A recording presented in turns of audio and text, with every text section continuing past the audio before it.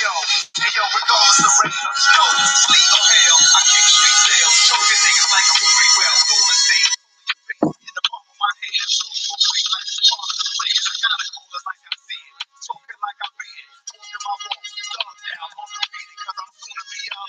If you won't watch me eat up, niggas try to stick me like I'm cool fever, follow the leader, make me go extra hard. Yo, Lord, should I hold back or show the repertoire? Wolves in the building. Yeah. Let's start this party off right.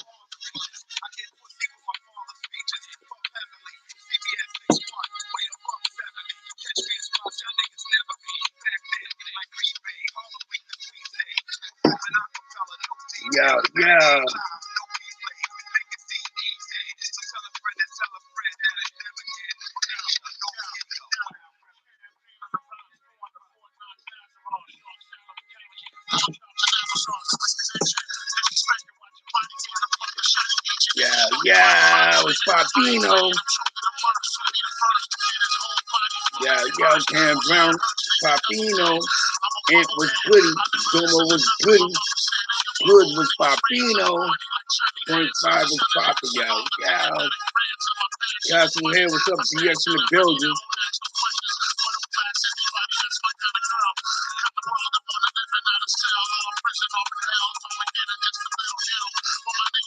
Yeah.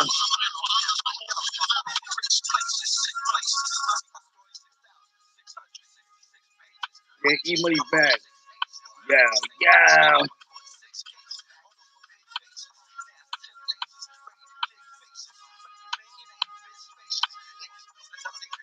Keep the rules in the building.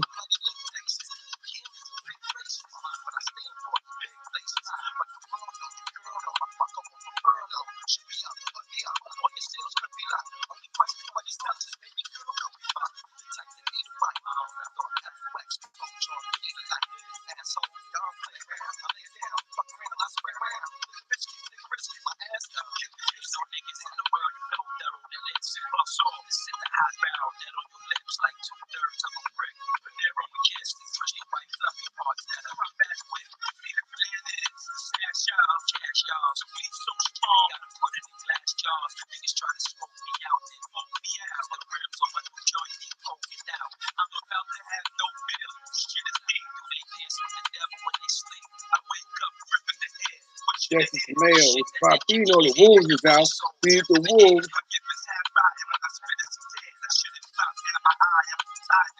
You know, this is Papino. They all switch, yo.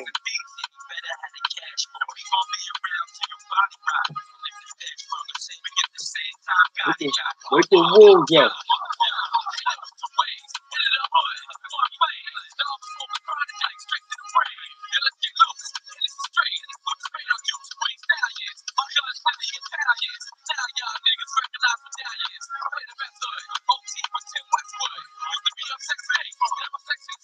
Stop.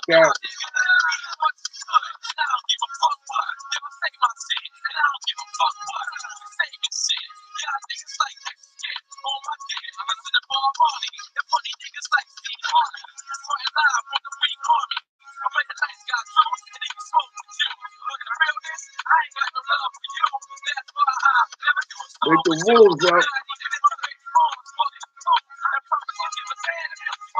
Corner was Papino.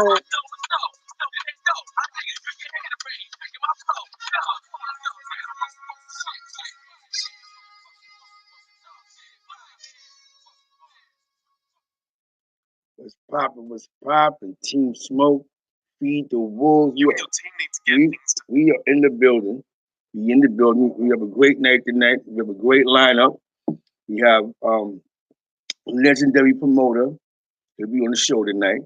Happy to be my family, but he has a unique story. Papino, JR Southern Belle. The Wolves is out. Congratulations to Southern Belle on her promotion on the job. You know what I'm saying? It's Papino, you know what I'm saying? My cousin Passion, you know what I'm saying? He's been, you know what I'm saying? You know what I'm saying? Yeah, he's got promotion on his job, you know what I'm saying? I'm gonna shout out to St. Louis, you know what I'm saying? D14. Great lineup, you know what I'm saying? Some great stories, great commentary. You know, my cousin was around for a lot of years. He was a radio DJ. But I'm gonna let him tell his story.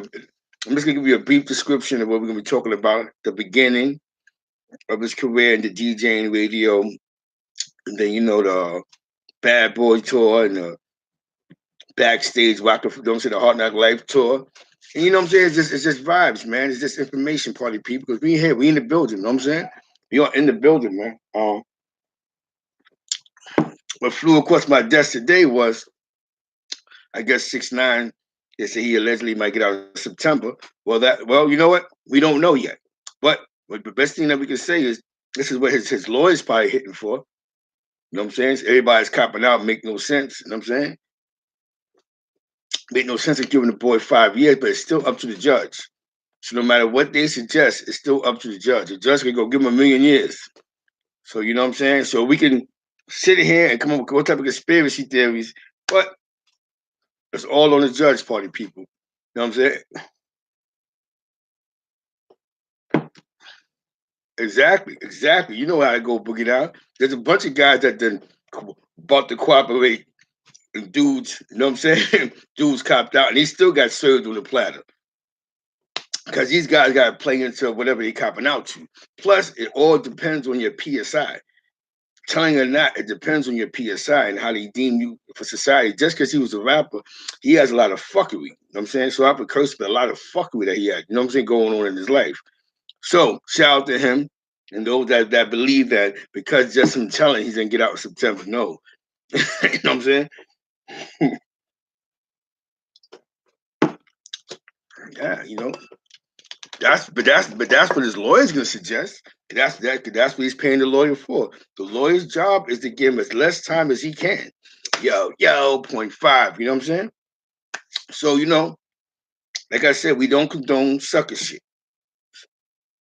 If you condone sucker shit, that's a B felony in the third degree. You know what I'm saying?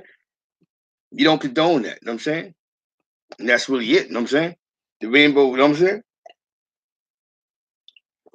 There's nothing that we can suggest. We don't know. It's all up to the judge. It's all up to how everything plays out. Because even though he was about to cooperate, they all copping out. So the judge can. It depends on how the judge feels the day or that week of sentencing. You know what I'm saying? We easy, exactly. We not condoning sucker shit. You know what I'm saying? Um, and I think your Sad was popping. You know what I'm saying? Sad Love was Popino. And I think you know what I'm saying. It's the feds is not like the state where you might listen, cop out to this, cop out to that, and the judge might just go by what's in that book. But now I'm not gonna lie to you, in New York State, the judge they gave them a little leeway where the judge sometimes could do what the feds do, and Ashley Lanes was Papino, where the feds like how the feds got the judge make the final decision. They they've been doing that with the state when it comes to drug charges. You know what I'm saying? So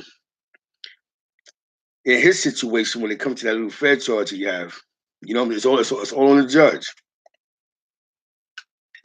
Um, we know that he might not have to go to protect a witness the way he's looking, because he might still want to pursue his rap career. I mean, he didn't testify. He might have would have, but he didn't testify. So it's all on the hip hop community. Are they gonna condone?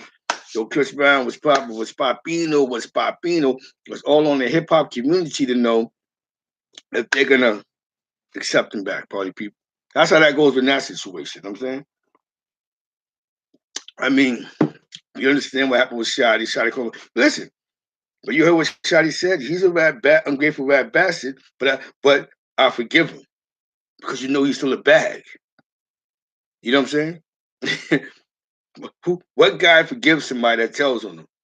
You know what I'm saying? So that all boils down to you still a bag because you ain't get to testify against us. You know what I'm saying? So you get to play that game like most of these little nerd niggas do. Oh, I'm not a gangster. You know what I'm saying? The streets, I'm not in the streets. You know what I'm saying? And some dudes gonna play, the industry gonna play into that. You know what I'm saying? Because he a bag, but like I said, it's all up to the judge. The judge can still your Pac-Man, yo. The judge can still send him to the penitentiary.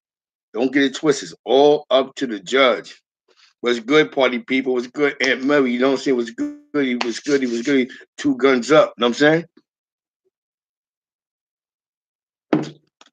It's up to the judge. But I tell you one thing though, on the New York side of it, if you follow New York hip hop, what's backstage. You may have a hard time behind the scenes if you want to play New York hip hop. But if he join into the emo crowd, he's gonna win. You know what I'm saying? If you follow emo hip hop, it's a win. But if he try to be this gangster rapper playing strip clubs and Spanish clubs in Washington Heights, it's a rap. You know what I'm saying? It's definitely a rap, man. I hope you hear me nice. Do you hear me nice and clear, party people? I need to know if you hear me nice and clear. Because last night I was sauce like Dave Loaf. You know what I'm saying? Let's make some wolves up. Let's get the wolves up. Let's get the wolves up. Thank you. I make sure I'm clear, party people. You know what I'm saying? Yes, it was the first time I got to play on this, and I'm just trying to give y'all some content because y'all deserve some decent content. You know what I'm saying? Thank you. Y'all party people deserve some decent content. Exactly. Thank you, party people. Feed the wolves. You know what I'm saying? Team Smokes in the building. Salute the ants. Salute the JE Money. You know what I'm saying? 196. You know what I'm saying? Salute to everybody in the chat. Now, I'm gonna tell you something. Boogie Down Bronx is in the building. That's right. Um, I'll give you a prime example of how some street cats don't want to be online. I call my man Alley Cat. He happened to be someplace. Nah, with that. So you have to understand now you'll see what my beefs be when I start arguing.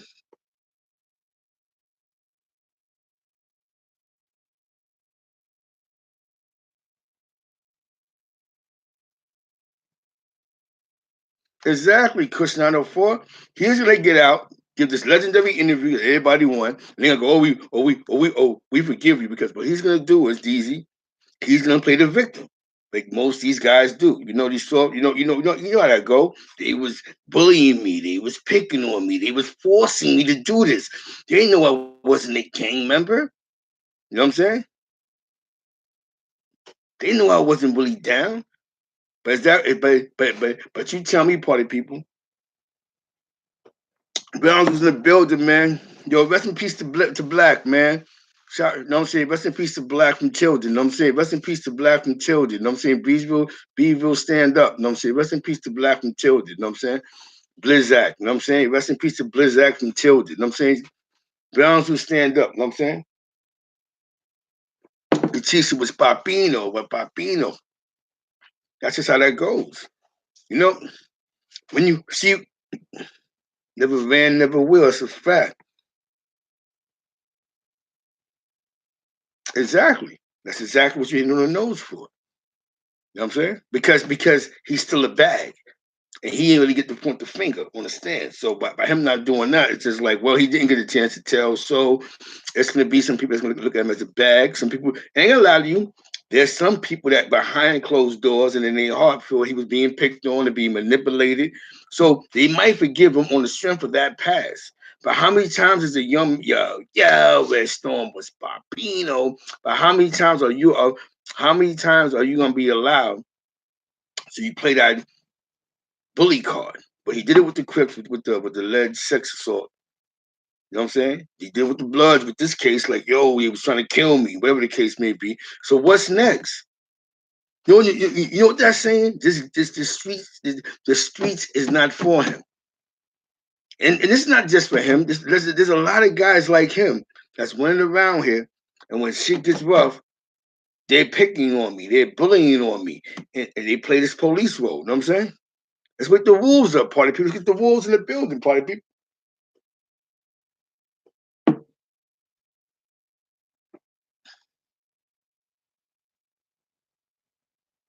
Yeah, they're gonna pay a fine for him, Cam. You know that. You know how that go. Death of Cloud Chaser TV. Yeah, exactly. This is some real talk. This is real talk. I'm telling you. This is what these dudes do. He allegedly got caught with some Crips. He told in that situation, got around that, boom. He calls the homies because he remember he's playing the yo, I want to be down rap video, and you know how that went. They violated me. They boom, boom, boom, boom. What would you do? Exactly. So what's next? So you know what this is saying? This gangster shit ain't for you. Leave the streets alone. But he ain't gonna do that. He's not gonna do that. You know what I'm saying? Yo, exactly. You know what I'm saying? Young G's A Trey, 83, you know what I'm saying? And then hold on, fuck him. You right though. Fuck 6ix9ine. Because you already know he gonna play like everybody else do, the victim. That shit in Chicago is crazy. This is what I'm trying to tell you. It's about to be Mother's Day weekend.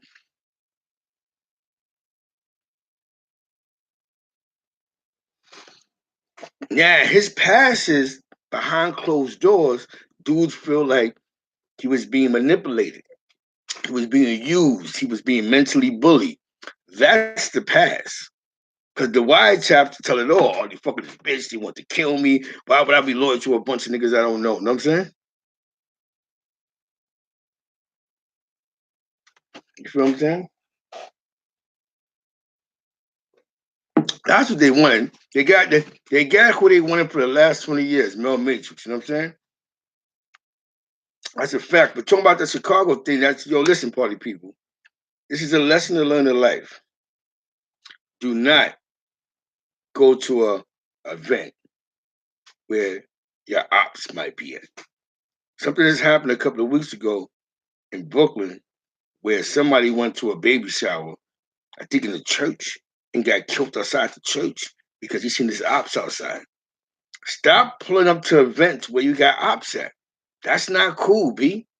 That's not. There's nothing sexy about that. There's nothing real about that. There's no real nigga shit about that. Stop pulling up to spots where you know what I'm saying. Stop pulling up the spots where your ops might actually be. You know what I'm saying? Yo, wake some wolves up. Let's wake some wolves up. Let's wake some wolves up.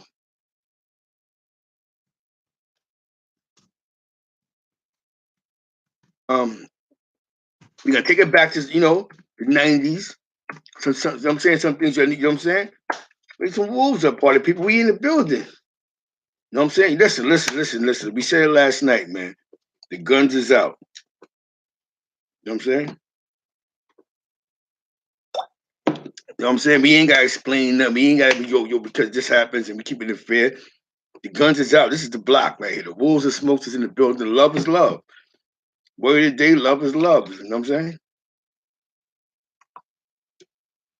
You know what I'm saying? You feel what I'm saying? I think as us as a culture, we have to understand that. Listen, you can't attend every party. I always say that, don't I? All right, before I call Cuzzo, because Cuzzo got to, you know what I'm saying? Oh shit, I gotta call Cuzzo in a minute. I'm gonna call Cuzzo in 5 minutes. Cece's a young boy. Okay, I'm about to call him right now. I'm about to call you right now. I'm gonna get back to Cece, but you gotta call Cuzzo. You know what I'm saying? I'm about to call you now.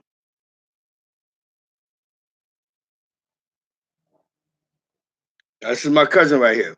We gonna talk about CC, but I gotta get because Cousin gotta you know what I'm saying? Cousin's a busy man. You know what I'm saying? All right. Here we go, party people. Let's get back to this. Let's stick to the script. We get into the story. We get back to CC. CC's a young boy. That's his he's going about it smart. He's just gonna get himself shot at. You know what I'm saying? You know what I'm saying? Oh God, what we call him? That's what I'm gonna call him. All right, party people. Bad boy. This is cousin. This is cousin. Hello. Yo, cousin, my bad, cousin.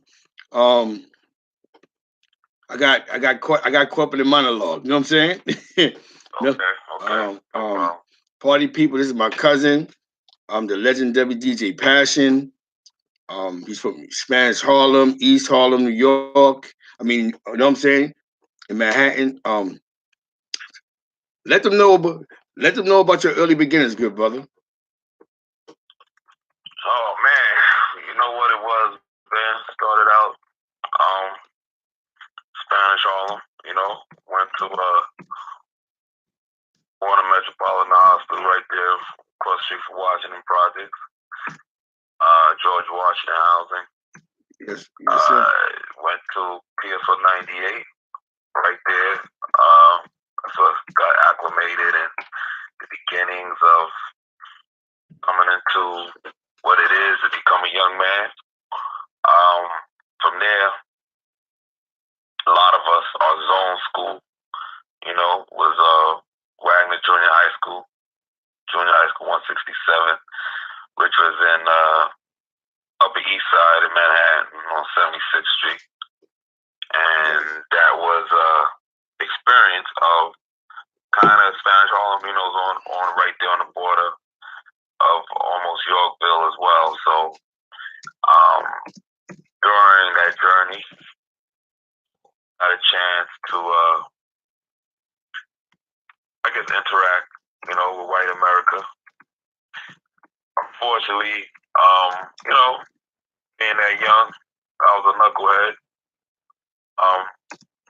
I was like the class comedian, class clown, always, you know, acting crazy and silly. And unfortunately, I got kicked out of that school. And from that point, you know, parents, Mom Dukes, of course, was pissed off. Yes. They was like, you going to 45 or 99, junior high school, 45 or 99. 45 was the war zone, you know what I mean? Word up. So they was not playing. They was like, you want to act out? So we gonna send you to the jungle. But somehow, parents kind of loosened up. You know how it is, man.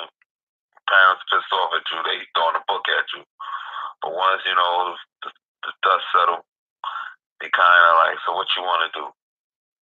I thought about junior high school 13. You know, that's where your older brother went. Yes, sir. Yes, sir. And for some reason, man, Jefferson Park, 117 on 9th, was calling my name. So at that point, I said, you know what? I'm gonna rock with Jefferson Park 117. And at that point, you know, Jefferson Park was full of cats from East River, Metro North, Wilson, Jefferson, Johnson, Washington. So 117 was a mixture of, you know, what it was, you know. And, you know, Harlem, everybody knows, man. Cats is about being. Tell them what year this is, brother. Oh, man, it had to be, I would say, like 80, 81, somewhere in that era. You know, and at that point, man, the first rap record I really banged out to was it was definitely Sugar Hill Gang. Got more of the radio pill, but so I can't even. I'm lost on what the first record that was before that, and I was always into music. You know what I'm saying? So music, you know, Mom Dukes and them had the 8-track. You know what I'm saying? You right? It's a fact. That's a fact. That's a fact. They used to be playing Ohio Players and yes, sir. You know, that funk groove, man. So I was brought up on those Mahalia Jackson. I was brought up on James Brown. Yeah. All those type of records, man. And then when I got a taste of rap music,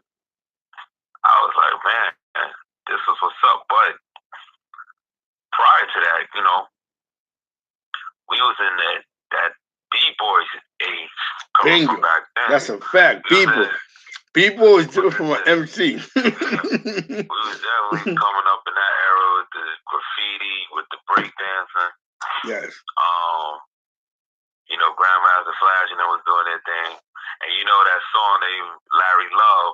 Yeah. Larry's theme, that brother, man, he was hanging out heavy in Washington, man. That was my dude, man. And we was definitely vibing, man. So I started getting introduced to that, up in the Bronx, Cedric Avenue, Grandmaster Flash, and all of them. Yes. So I was just drawn, man, very drawn to that hip hop music, man. Yes. That real hip hop, b-boy and break dancing, man. We used to have the break boy dances contest right there outside. Cats spinning on their heads, man. Yes, we be out there for hours getting it in. Yes. So hip hop music was very influential, man. Yes. In that era, man, and as you know, that era I grew up in, 116th Street, La Maqueta was on fire. Like, that's where all the urban stuff was for Spanish Harlem cats. And excuse me, somebody named Letitia Chola Vibes says shout out to DJ Passion. All right, what's up, y'all? How y'all doing? Also, that was also the era of Delancey Street. Yes, sir. See, he telling y'all people. He telling y'all facts. You know what I'm saying? Delancey Street with the AJ Lesters and the Martinez and the Sheepskin, and Brooklyn was out there heavy. Yes. Brooklyn was out there heavy, relieving you of your clothes, relieving you of your gazelles and all of that stuff. And they was out there thick, man, for real. Yeah. But one of the first experiences, man, of that real ghetto hip hop, going through the chambers, man. My man Charlie Rock, who went to Wagner with me, man, he was from Drew Hamilton, right there on 8th Avenue. Not too far from the Polo Grounds. And I remember one day that before I got kicked out of Wagner, man, like that day was it was a funny vibe I had, and as we in school, man, I was seeing people was crying, and I was like, yo, what's going on? And then they let me know, man, they murked Charlie Rock. I was like, they what? I said, but Charlie wasn't that he wasn't. I mean, he was a smooth uptown dude. Like, he wasn't into no rah craziness. And they was like, nah, man, jealousy is like, what we experiencing now. A lot of fallen soldiers, man, because of cats being jealous of, you got what they don't got. But so I never forget it, man. They killed Charlie for a sheepskin, man. And that was an era for that too. That's crazy. Yeah, they killed Charlie for a sheepskin, man. They murked him, and I was just like, oh man, like my heart was just broken, because that was my dude. We used to play ball, we used to hang out. I went up to Drew Hamilton. I used to go visit him, man. And Charlie, he was, he most cats I hung around heavy. Yes. Was comedians. You always laughing, you having a great time, man, and that's all I remember Charlie for. Like, he had that $1 million smile, man, and when that that day when I found out, man, it's that was like the awakening of damn, man, like cats out here is killing and murking you. Sheepskins. You had one though. Wearing, man. Yeah, I had a sheepskin, and it just was it was, I don't know, man, it just messed me up, man. That that's when I really my beginnings, my journey of hating this black on black crime. Yes, you know what I'm saying? What year was this, Jeff? What year was that Charlie Rock died? Had to be 78 or 79. Wow. See? 78 or 79, yeah. And it was horrible, man. It was just horrible, man. I just was like, yo, these dudes can't be for real, man. But that's just what the streets was. The streets was dangerous. Ugly. It's dangerous. Streets was ugly back in them days, man. As we're moving forward, that's when we start having those summer youth jobs. Cats making them summer youth checks, yes. Man, and of course, first thing you doing as a young G, you trying to go get fly. Yeah. So once you got your check, man, you was on Delancey Street, you was on 16th Street in Spanish Harlem, right there, up the block from the Cosmo movie theater, which was my hangout spot. The hangout spot, facts. Cosmo's wild too, man. Yeah, it's my big cousin. Hold on. Somebody asked me a question. Aunt Murray from the Bronx said, "Is he older than you, Zeke?" Yes. He's the reason why I became a b-boy. Like, he's the first guy that had a sheepskin. He had Pumas. He had the Lees. He had the British Walkers. He was my idol when I was a kid. Like, I want to be like Jeff. Like, you know what I'm saying? Yes, sir. He is why I became a b-boy, because he was a b-boy. Because nobody ever took his sheepskin or his gazelles. You know what I'm saying?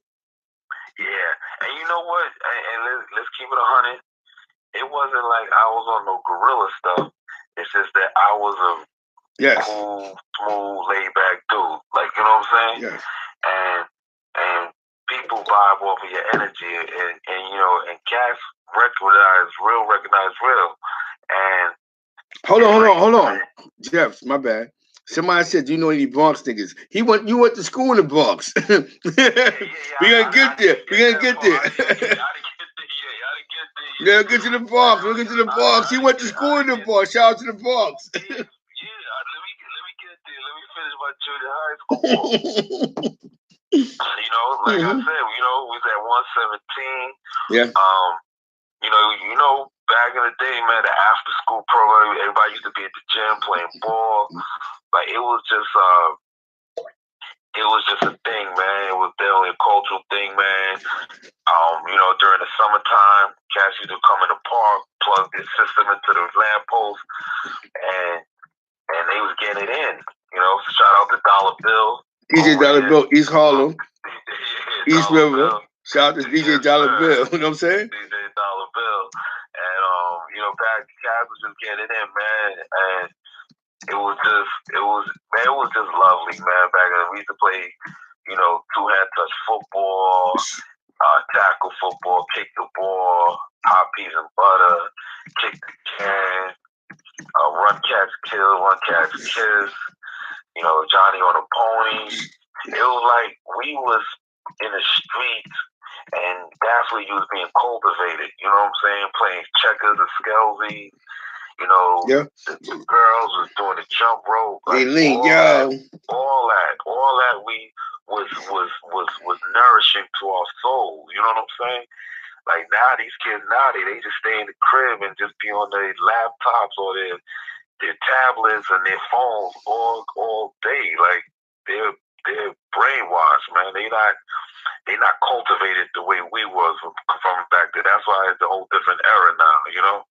Like we, a village raised you. Like if I'm out there cutting up, the neighbors and the people we grow, they have permission to knock me upside my head. You know what I'm saying? Vice versa. If my friends acting up, my mom would take out a belt and beat them too. It's a fact. The moms love me though. Yeah. That's another journey. But after 117, man, my senior year, man, I was I was hanging in Johnson and Jefferson tough, man. Down by Law boys, like Down boys. Yeah, shout out to the Down boys. Down boys doing their thing. Zulu Nation right there, Wagner Project was heavy. They had a presence right there in the Metro North as well. Shout out to Ever Ready. He was definitely in charge of that, on that east side tip.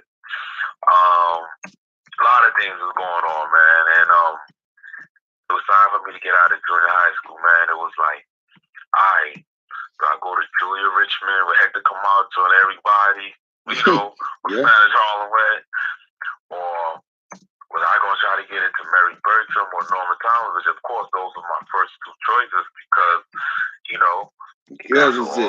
all the chicks was going to Mary Bertram and Norman Thomas. So, quite naturally, all of them do. That's what we trying to go with the Jungle Brothers, everybody. Shout out for everybody from Norman Thomas. But for some reason, I don't know. I knew electronics was going to be the future. So I was like, where I'm going to go. And one of my dudes, my man Hubert Gray from Wilson Project. Yeah, he was huge. And my man Don Juan, Don the Johnson.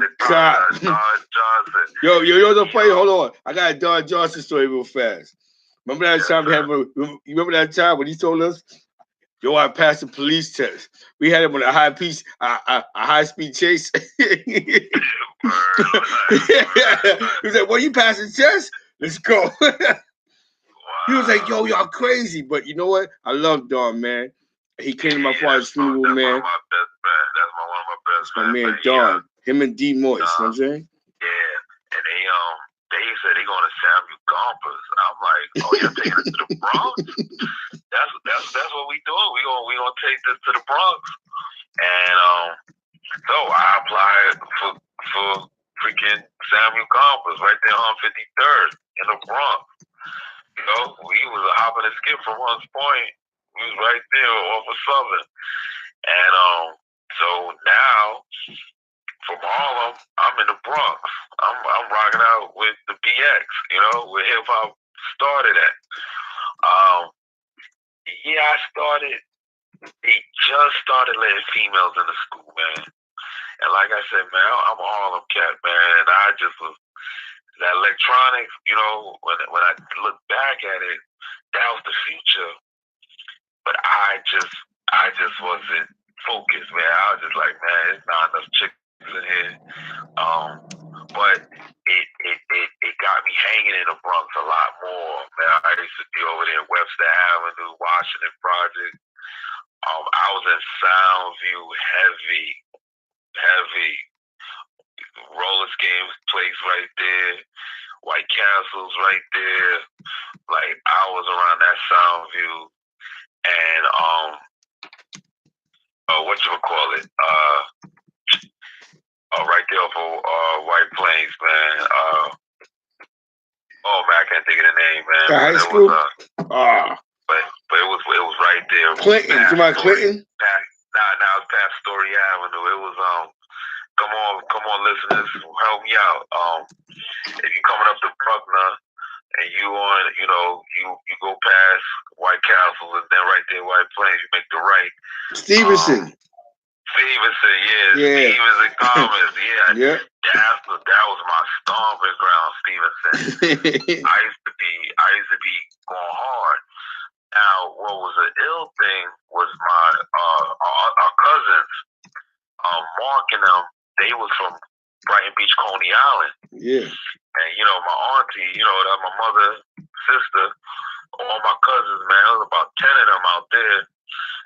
I was going to Brooklyn heavy too back then when I was in junior high school. So I was like going. I was in the Bronx. I was in Brooklyn. I was in the Bronx. I was in Brooklyn.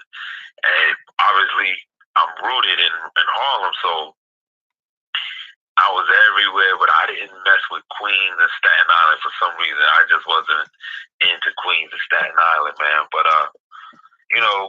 from that experience, man, like I said, music was an attraction to me at a young age, man. I started, meeting, different people, different DJs, man.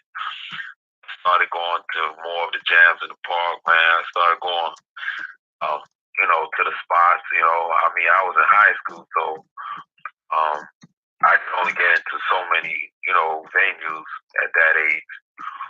But then from Gompers after the first year, man. Chris Smith was there when I was there, man. We tried out for the basketball team, made it down to like the final cut. Fortunately, I didn't get on. I didn't get on the team. You know, guys used to be in the park every day for. I just was like, ah, man, I can't do this. This ain't me. Then I was like, man, you just go to Richmond, you know. But my dudes, he was great. Once again, he left from there, and he wind up. He was at Park West, and I was going to go to Park East in Harlem, Spanish Harlem, right there on Sixth Street.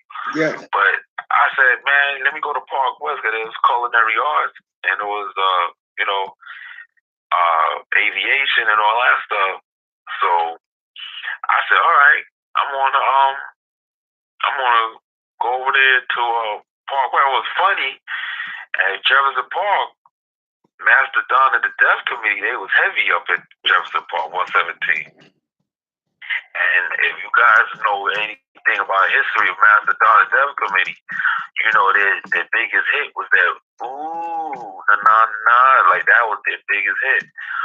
And it's funny because the singer George, he wound up being in Park West. Cause let me tell you, man, Park West, like Park West was the shoot 'em up school for Manhattan. Brooklyn, that was Brooklyn. Park West was a mixture of Brooklyn, Queens, Staten Island, Bronx, and Manhattan. You had all these boroughs in one location. And it was just wow. It was like I said, you know, gazelles and sheepskins were heavy. And I told you the story before, man. But when my first day at Park West, matter of fact, no, it was my second day. My second day at Park West. Like I was one of them dudes that I got to my class when I got to my class. You know what I'm saying? I was one of them dudes that I was slow motion getting to my class because, you know, I'm checking out my surroundings. You know, you coming from Harlem, you in the shoot 'em up school, you got to know where all the exits are. You know, you got to know where you got to weave and bob. You know, you got to examine your surroundings. That's a fact. In case it get ugly up in there. You know what I'm saying? So Brooklyn in the house. You know what I'm saying? I was casing the school, like where the exits are, where security guards hang out. Anyway, I was heading to my class, and I was running late, of course, and I heard some voices. Like whispering, and I was just like, yo, what's going on? So as I got to the top of the stairs, I saw this dude had this girl against the wall with a knife to her neck. He was robbing her. Now, you know, being a Harlem cat, yo, we gentlemen. Like, we ain't standing for that. Like, you know what I'm saying? Like, my dude, what are you doing? Like, this is the female. You know, stop being a derelict. But, like I said, that was my second day at the jungle. I'm just like, you know what? I'm looking at Shorty and she looking at me like, yo, what up? You gonna help? And I'm looking at her like, Shorty, you know what? I'm 2 days in. I don't know what it is. I don't know how it is.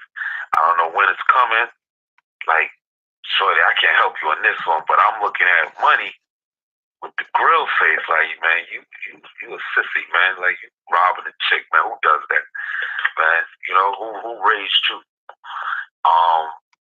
So I went about my business, man, and like you said, man, look, sometimes, man, I don't even, like I said, I didn't know what that was because that could have been some domestic situation, like that could have been his girl, like, you know. So I didn't know what it was, but I just didn't like what I saw. Yeah, so my spirit was bothering me when I got to my class.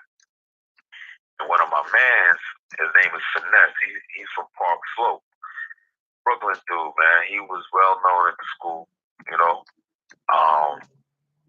You know, I was a comedian, you know, when I got there as well, and you know, quickly me and him, you know, we vibed. And he was like, yo, Jeff, what up, man? What's up? I said, nah, man, I'm good. He said, nah, talk to me, man. Because, he's like ready to put it on. Because he know that was my second day. And, he right away, man, he grew attached to me. And he was like, yo, somebody messing with you? I said, nah, I ain't that. He's like, what it is? I was like, man, listen, man. I saw this derelict dude robbing a girl, man. That messed me up, man, because I wanted to jump in. But, I'm 2 days out. I'm green right now. Like, I don't know what it is, so I'm not trying to get myself caught up in some craziness. He's like, man, don't sweat that, man. I mean, for him to be doing that, man, you can tell, what kind of dude he is. I said, yeah, but that was resting on my soul. Like, I wasn't feeling that. He was like, nah, Jeff, man, you don't know. Like, you just got here, man. You gotta be easy. Yo, I kid you not. At 3:00, when I came outside, I'm heading home. Yeah. And me and my man, we walking out. Yo, that same cat, he was out there with like 20 wolves. He was out there with like 20 wolves. And I told my master, yo, that's him right there, man. Oh, he said, oh, that's so-and-so from Brooklyn. He said, yo, man, he always robbing people. I said, yeah, but a girl? He said, but look what he with, though, Jeff. Like, you did the right thing. And he said, I wouldn't have let you, did this on your own, You would have been knocking them dudes out. We would have took an L. We ain't gonna, two dudes, they can't do much with 20 wolves. And I was like, basically what I was getting at is that was my introduction to that jungle of a school. I was like, wow, I gotta go through this for another year and a half. Remember, I transferred in late. I was like, this school is off the meters, and we was the first school to get metal detectors too. But anyway, moving along, man. I met this brother there. You know him, Darryl Hayes. D. Hayes. D. Hayes. That was another cat, man, from Brooklyn. Like I was classic D. Hayes moment. You and D. Hayes. Yeah. Right from Albany, New York. Yes, been driving. It's pouring rain outside. Oh man. We're driving in the car. These two are arguing over the radio. I don't want to hear Kiss FM. I want to hear BLS. And for this long journey to New York City, they're going back and forth. D keep changing the channel. He keep changing the channel. We're in the middle of a whole rainstorm. So as we getting closer, D like, so Joe, so Cuzzo like, you know what? I'm gonna let you drive. I'm gonna fall back. And it was just so funny, man. Because it was like, because he was like, you know what, man, forget it, man. No, just forget it, man. But Darryl Hayes is humble, good-hearted, and that he's funny, man. He's just mad cool, man.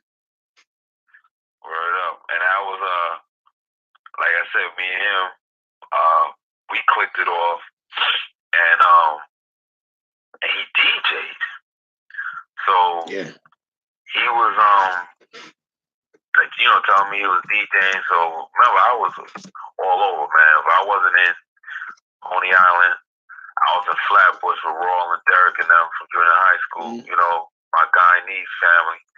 And if I wasn't there, I was in the Bronx up there, Stevenson, Commons, or Soundview. If I was in the Bronx, I was around the way in Spanish Harlem. So I was one of the three places. But Brooklyn was definitely a place that I started gravitating to more. Because my cousin, Marco, our cousin, he was into DJing as well. And one of our childhood friends we grew up with is Todd Terry.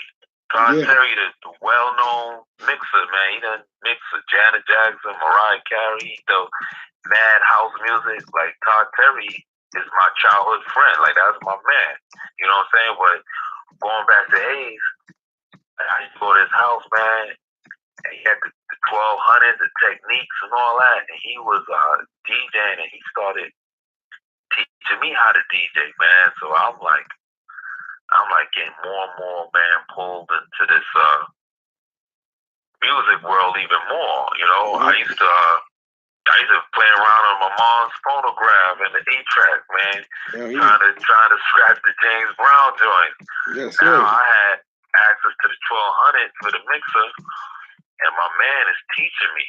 Like he's teaching me, you know, the inner workings, man, of mixing. You know what I'm saying? But he wasn't a scratcher, but he was into mixing. So he's teaching me the mixing. But you know, I'm a hip hop. Like he was playing a lot of like club music, disco, house music. Your man Tony Humphries. Yeah. Tony Humphries on Saturday night. Gravitated to that. We used to go to the Zanzibar, New Jersey. What you know about the Zanzibar? And Bentley's was my spot though. Bentley's on 40th Street, man. I was going to Bentley's when I was a junior in high school. I was getting in Bentley's. Yeah. And back then with Walter Berry and Pearl Washington and all these cats used to be at Bentley's, man. Bentley's had it going on. You that was a hot spot. Red Parrot and all that, yeah. If you wasn't, hold on, Jack. Hello, Cuzzo. Yes, sir. If your parents wasn't going to Bentley's, Red Parrot, I don't know what they was doing, but those was hot spots. Bentley's, Red Parrots, the Shadow. Silver Shadow, all of that, man. The 71 Club, like, but you know, I'm a hip hopper, so you know, I was also going to the Fun House. I was going to Roxy. You know, a lot of people forget about Roxy. Roxy had it going on. You know, of course, in the early '80s, you know, I was at the Harlem World. You know what I'm saying? When Kool Moe Dee battled Busy Bee. Change hip hop. That was one of the most classic known battles, man. At Harlem World. And of course over at the rooftop, it was crazy. The fever started getting into motion, I would say the early '80s, mid '80s. But then, you know, I used to go up in the Fever, man. Fever was crazy, man. I remember one time, cause you know, crews used to battle each other. Man, I remember a story, man, that I'll never forget. I was right there. Like, it was Queens and Brooklyn against Manhattan and Bronx. Like, whoever the promoter was on that was not thinking logically. You get what I'm saying? We on Jerome Avenue in the Bronx, and you want to have Brooklyn and Queens battle the Bronx and Manhattan back in the '80s on Jerome Avenue? Like, you was not thinking correctly, whoever the promoter was. I mean, Sal, that's my dude. Sal, big shout out to Sal from Fever. That's my man. But I don't know what they was thinking. And I was right outside, man. I had to rent a car. Man, it was like a Cadillac, man. They thought I was a member of. I mean, your listeners should know this. But back then we had the OJs. The OJs come pick you up. The OJ service. You know, I mean, it's kind of like what you young cats look at as Uber and the Lyft. It was the OJ services, man, car services, and we was sitting in the front. We went in, you know, then we came back out chilling, you know, what cats do outside the clubs, you know. And I ain't gonna front, man. Something must have happened prior to this night. But we heard this noise coming up the block. And I'm like, what's all this noise? And we turned around. I kid you not, cuzzo, it was like, it was about 35. That's a lot of people. It was about 35 Brooklyn Queens niggas coming hard. Like, yo, like they was on a mission. Like, you know, I was like, damn, like they about to tear something up, you know? I don't know how this happened, but all of them got in that club quickly. I don't know if they rushed the door. I don't know what transpired. But I say within less than 6 minutes, all of them came running out, and they were like 100 goons from uptown in the Bronx, like shooting as they was coming out the door. Like literally, you saw sparks of the pistol. You saw the gunfire. Like they were shooting as they was coming out the door. Cats was diving over my car. Like we definitely got on the other side, and it was just mayhem. I kid you not. I never saw nothing like that in my life. Like it was just crazy. And you know, I was out there, my man Herb, and we chose some other people, and but we quickly got behind that wheel, man, and I was like halfway sunk in the seat. We turned that car, man. We sped out of there, man, and it just was crazy, man. And I don't know how many people caught it. You know what I'm saying? Yeah. But it was just bananas, man. But that was like the climate of that hip hop scene, man, was no joke, man. It was dangerous. You know what I'm saying? Yeah. It was crazy, man. Like Port Apache, if you ever saw that movie, Port Apache, the Bronx.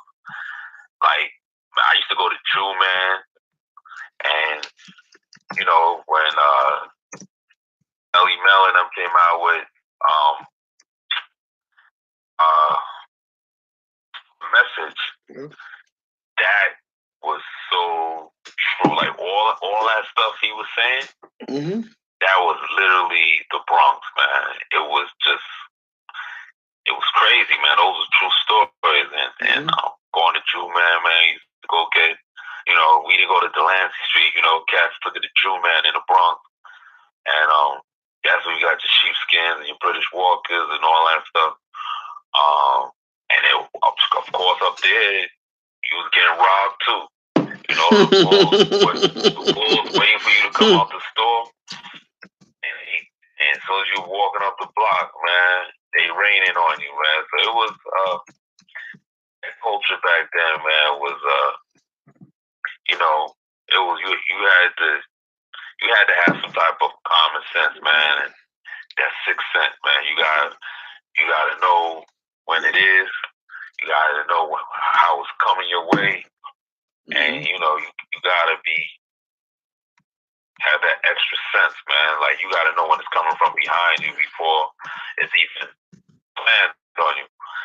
The way we thought, man, growing up in them days, you walking up the block, you see 2-3 cats coming your way, you already thinking what they thinking, and you already making your move on how you gonna navigate and get yourself out of a situation that's about to go down. That's a fact.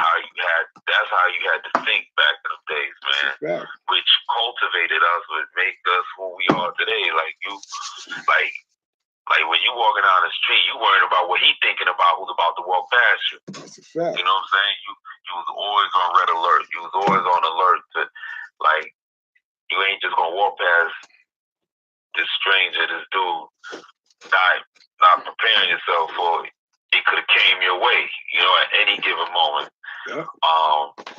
And by the grace of God, man, a lot of us are living today, that are.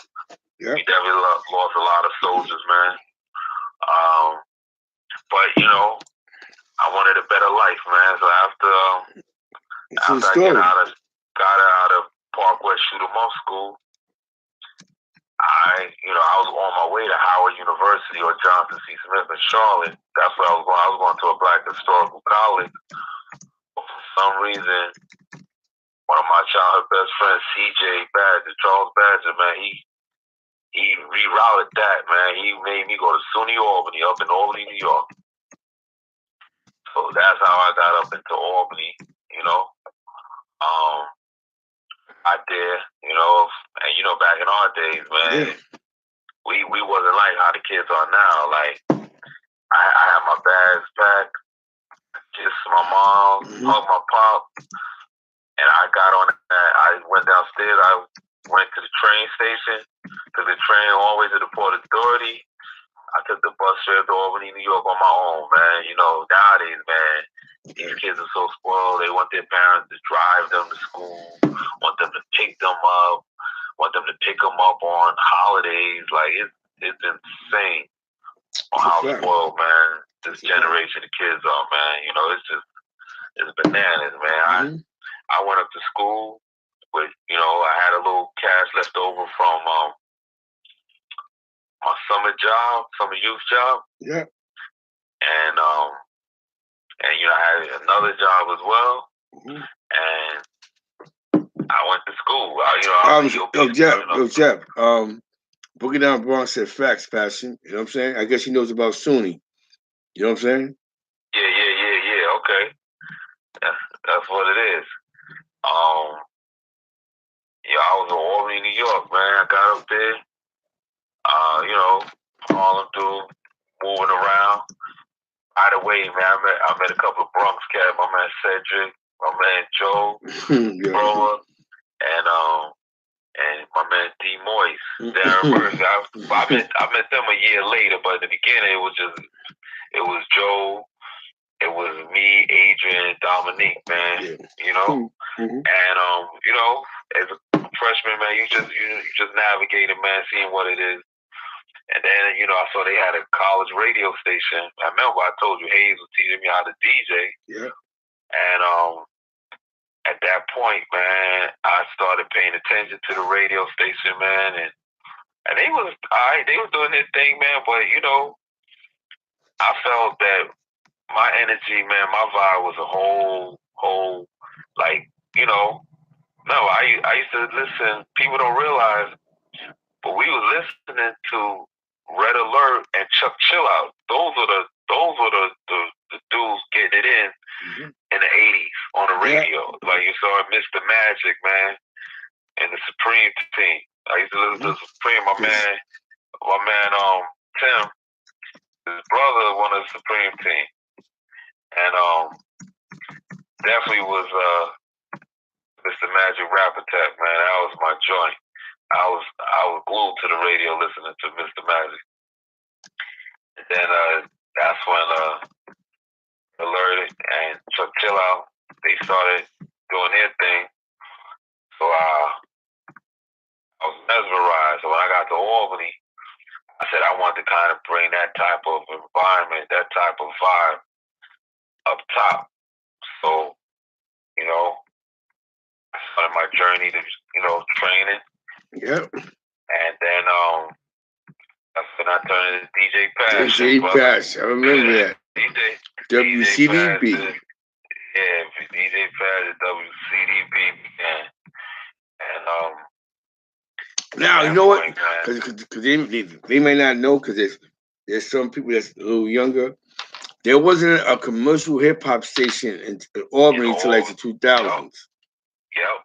All college radio. Everything was college radio up there. But we was like the Hot 97 and Kiss FM up there, man. Because we had a lot of dudes from New York City going to SUNY Albany. And, you know, I mean, let's keep it 100. New York is the mecca of music. You know what I'm saying? So coming out of New York City, like, you was introduced to music first before the rest of the world. Like, you know, as far as the hip-hop culture. That's a fact. You know? Hip-hop culture originated in the Bronx, you know, with Kool Herc. That's my dude. I used to hang out with Kool Herc. That's my man. You know, Bless the Dead with Love Buck Starsky. That was my man, too. Like, that was my man. You know what I'm saying? So, I was hanging out with legends, man. Kool Herc, Love Buck Starsky. Man, that's royalty right there, you know? And, you know, I started doing my thing, man. I started, but, you know, as I showed you my journey, I can't just be in one environment. Like, I got to see it all. So I was one of them dudes that no matter where I go, I got to go in the hood where I'm at. I got to see how my people living. I got to mingle with my people. I got to mingle with the food stamps and the roaches and the on the walls and All of that. 'Cause that's where I come from. So Fair. to me, those are the realest people. You know, those are the realest people, man. Your hood. That's the realest people. So I was one of them SUNY students that started congregating with the residents of Albany. Like, these are my peoples. Like, this is where it's at. This is where the struggle is. You know, like, yeah, I'm up there for higher education. I'm trying to better myself, but I gotta be around my people. I gotta be able to go get the quarter waters and the 25-cent bag of chips. You know what I'm saying? Like, that's what I was gravitating to. I had to be around that, man. Because that's what kept me alive. That's what kept me motivated. So me mingling with, my community that I was in, I started meeting a lot of cats in Albany, man. And I was one of them DJs, man. I showed crazy love to my dudes that was locked up, like in Albany County and the surrounding areas, man. Rest in peace to the twins. Those are my dudes, man. They used to call me on the regular. Now, hold on. Talking about that, right? We got this. Sir. You know what? The first time you brought me to Albany, New York, right? Yes, sir. Now, all y'all see these pictures on Instagram of everybody that deals with Mike Tyson after the fact. But when I first seen Mike Tyson with my cousin, what was that, 89? He was with Leon Horn. You know what I'm saying? He was with a bunch of cats from Albany. It was the original Rory Team Tyson, Rory Holloway. John Horn. Like all of dudes, man. That was Mike Tyson. That was his home. That was his home, the 518. He was in Catskill, when he became what he became. But when he wanted to hang out with his people, Albany was his home. And that's where I met Mike, man, Rory, John, exactly. Holloway, exactly. Man, that was my family. You know what I'm saying? And Mike Tyson. Hev and D. Those are the dudes that I first met, man, and they became my best friends, man. Hev, Dion Brace, and D Islam, man. You know what I'm saying? Damon Hall. Those are my dudes, man. Them dudes would lay their life down for me, vice versa. You know what I'm saying? I remember one time you had me out there, right? That changed the subject. There was a club called September's, and Mike Tyson was at the club with all the guys. He said, like, I'm not gonna lie to you, I didn't even know Mike Tyson was from Brooklyn until he got mad at Rory. You know what I'm saying? Yeah. Because he was in Albany. Now, so these guys that post all these pictures about Mike Tyson with all these Brooklyn cats, that wasn't going on in 89 and 90. Shout out to Brooklyn though, but that wasn't Mike Tyson facts. You know what I'm saying? Yeah. That Albany scene was his life for a period of time, while he was going through what he was going through and how he became the heavyweight champion of the world. But his roots are from Brooklyn. Mm-hmm. Tyson roots is from Brooklyn. Brooklyn. Big shout out to his sister, Shout out to Brownsville. You know what I'm saying? Brownsville houses. You know what I'm saying? Word life. That's what it was. Now, I want to ask you, because you know what? This might become a 3-part session. It might be a 3-part series because it's a lot of history. You know what I'm saying? It's just so much history, right? We just get to the beginning. We get to the beginning, right? Like I told you, our history is this is my cousin, right? We first realized that we was black together. You know what I'm saying? It's a weird story. We can't go into it, but we both realized the same day that we was black. Am I right? Yes, sir. The same conversation. Huh? You know what's so funny, cuz you know, during this conversation we having, yeah, you know, I bypassed, like you said, and you know, we could talk about this. You know, it probably be a 3-part series on this, but you know, coming from the streets, coming from the hood, hanging in Brooklyn, hanging around. There's still a lot of missing pieces I haven't said. There's still a lot of things. Yo, this is a 3-part series. That I'm not, you know, I'm not proud of. But you know, when you hustling and struggling, yes, you know, there's things you have to do, and that's why I never put down people that do what they gotta do to do what they gotta do. You know what I'm saying? That's a fact. Like, I've been on them roads going down to Virginia. Mm-hmm. And if you I remember that. I remember that. Yeah, and if you think of the era I came up in, imagine what was going down on them roads with me. Exactly, that's a fact. but you know, that's for one of our series. Exactly. Kingpin status. Kingpin status. That's for another conversation. Another conversation, man. Listen to me, I definitely was on the road with stuff that they would have put me under the jail. I remember one time, right? I remember that. I remember that whole wave. I remember, right? That behavior, you know. My cousin, right? So one day, he DJ'd, and he put a lot. So he went to record labels and everything. He's the first man to bring me to Def Jam Records. Like, he brought me to the labels. Like, he really took pride in that music. You know what I'm saying? And for you, and the crazy part about all this shit is that a lot of these people that you came to respect, he pushed them when they was just rappers. To think about this. Okay, third base. Yeah, come on. I used to run with Surge and them. Surge, that's your man. And remember, he the one that brought Nas to the table.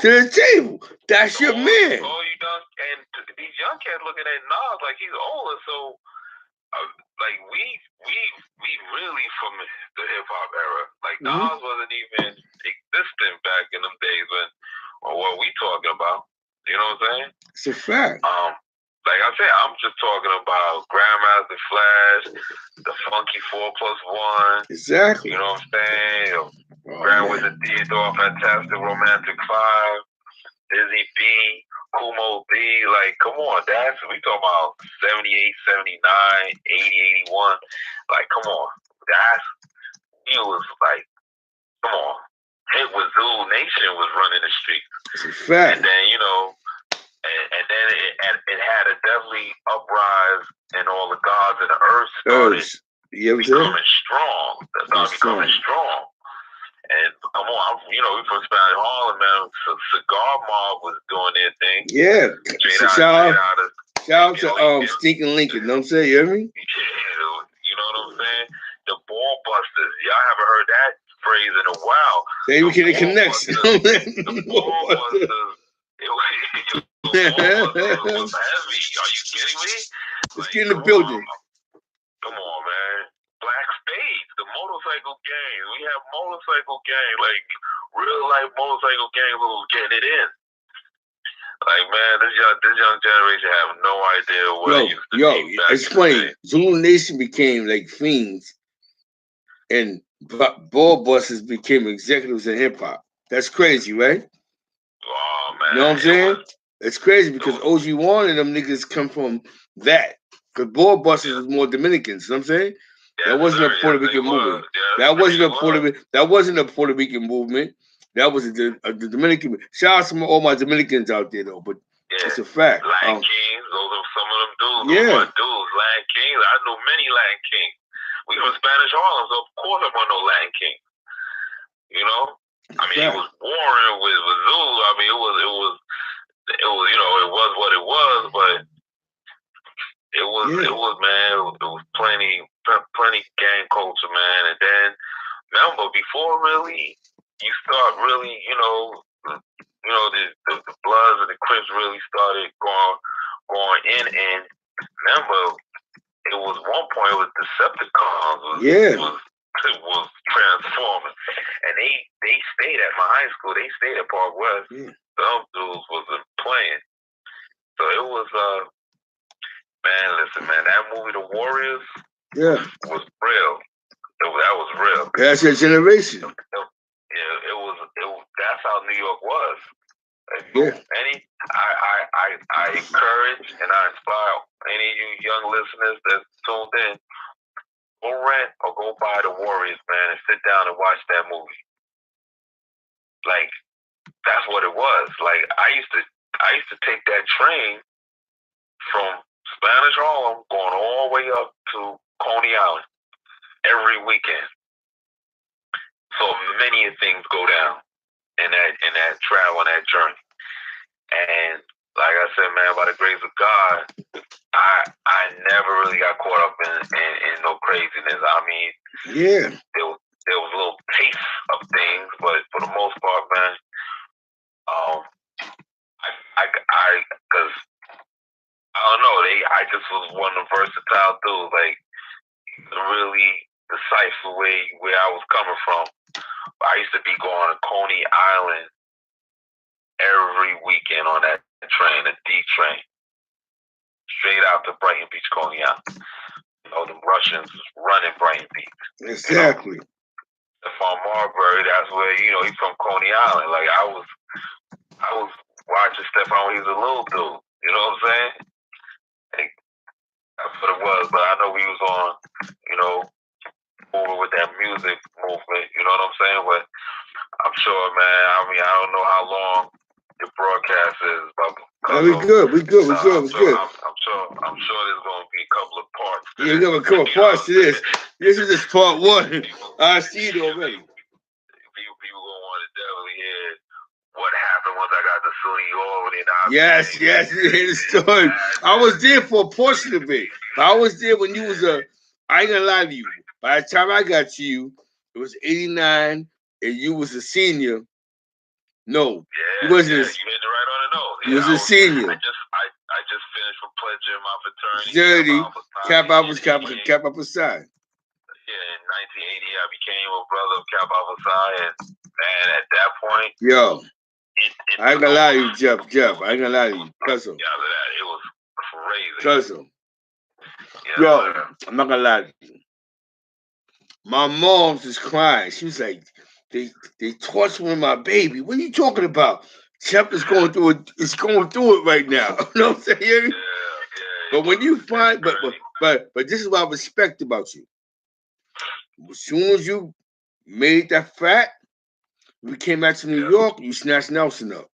And see, you know what I'm saying? That's real shit. You know what I'm saying? Like, you know what I'm saying? You snatched your cousin up. Like, come on, let's go. You know what I'm saying? You hear me? Yeah, because definitely it was a different environment and better life, man. And then from there you came up. Then we snatched you up. On Easter that day, 89. Come on, get in the car. Yo, I never seen a college party to him.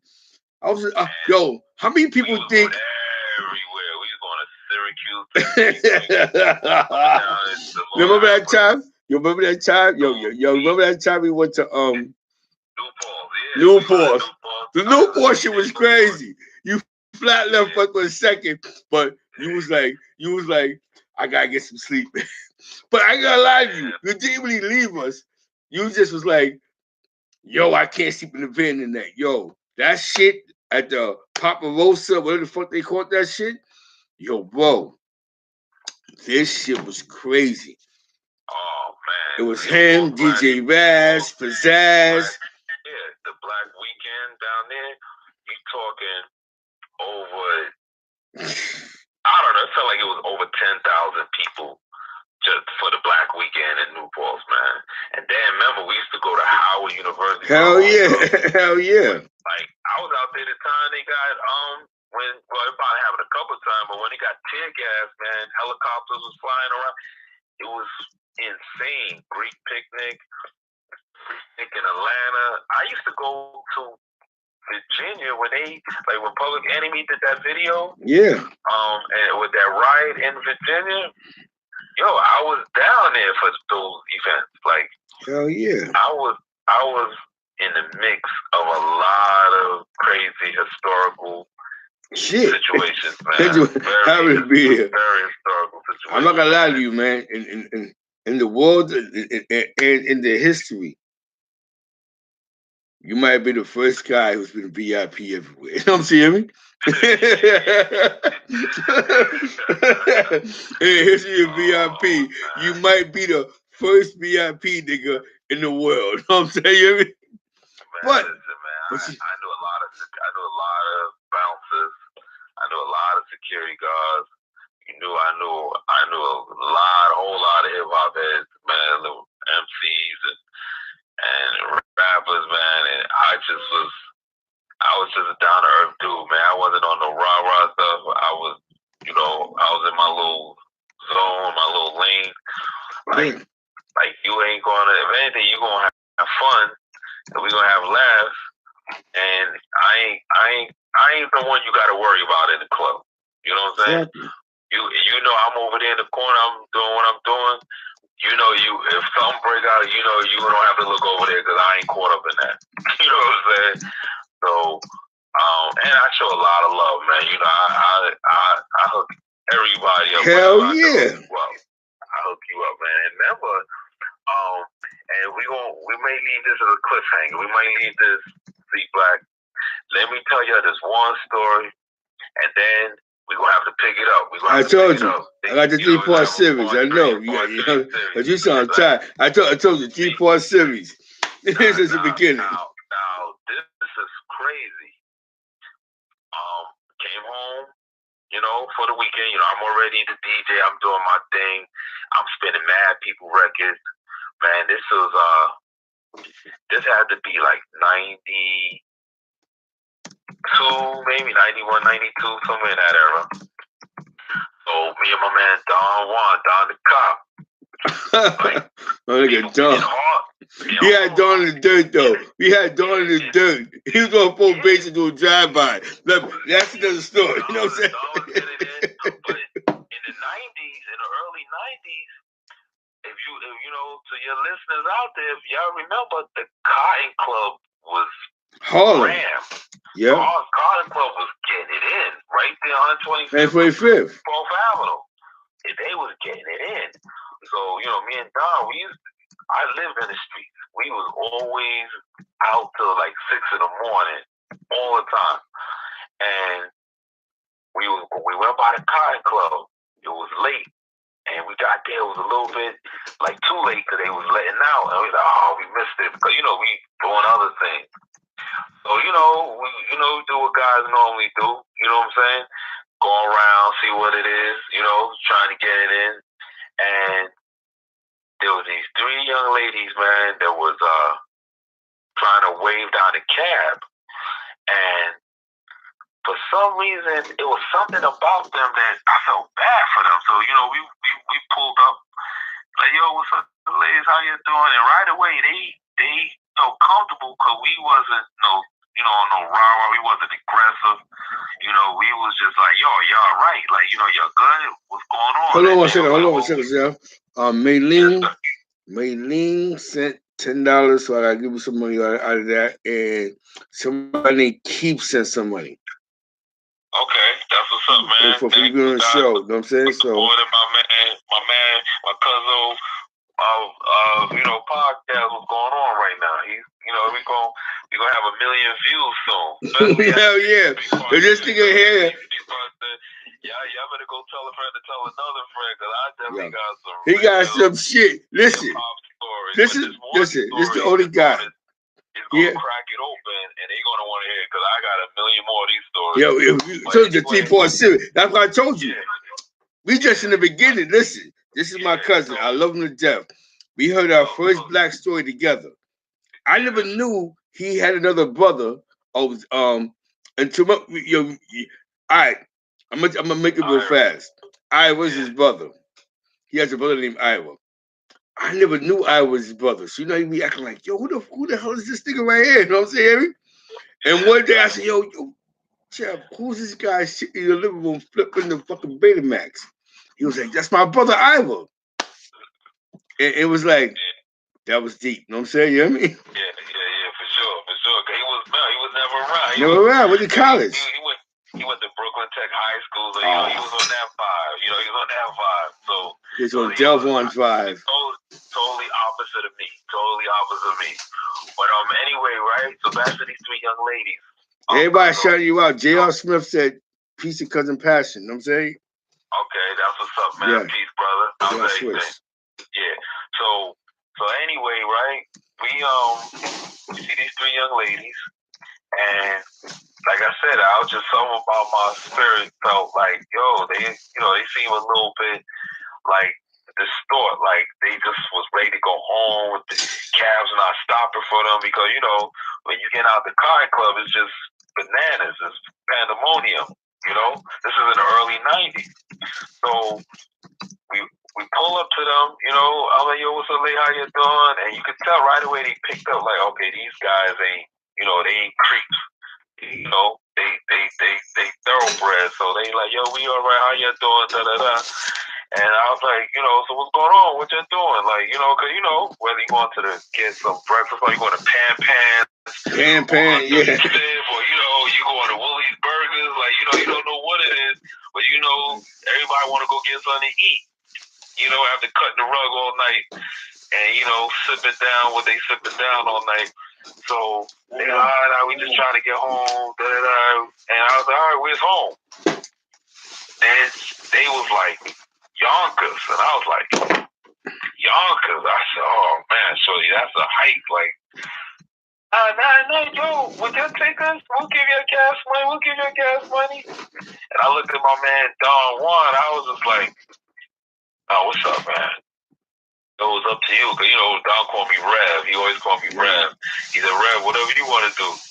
I said, all right, come on, shorty. I said, y'all ain't gonna have to give us no gas money. We ain't on it like that. We ain't no crumbs.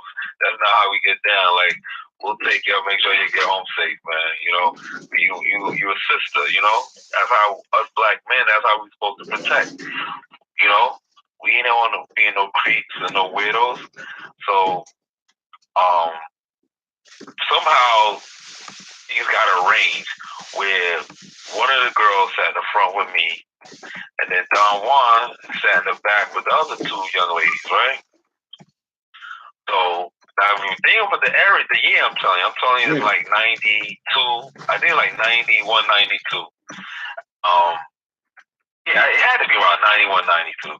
So I'm driving, right? And we all talking, and the one in the front, she a live wire. Like, she's like, yo, da da da, yo, we gotta get together. Like, she's like jumping out the window, and I'm like, laughing like, shorty is wild. Shorty bang bang is wild. So I'm just like, okay, we all get together one day or whatever. We just chill. We just want to make sure you get home. So I'm looking in the rear view mirror, and I'm looking at the one that was on the right hand side behind the passenger seat.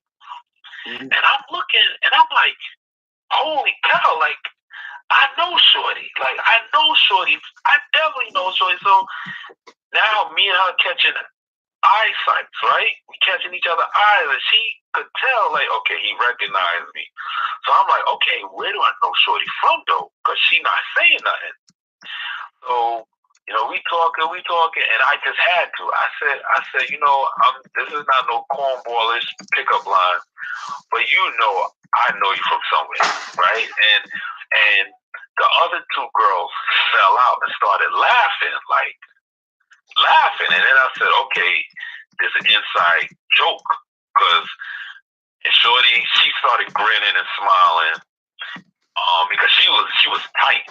So something had transpired that night that pissed her off, and she was just ready to go home. But she cracked a smile because her people was laughing. But to find out, one of the girls was her sister. So she's like, her sister, big enough, said, oh, you probably seen her. You probably seen her on a video.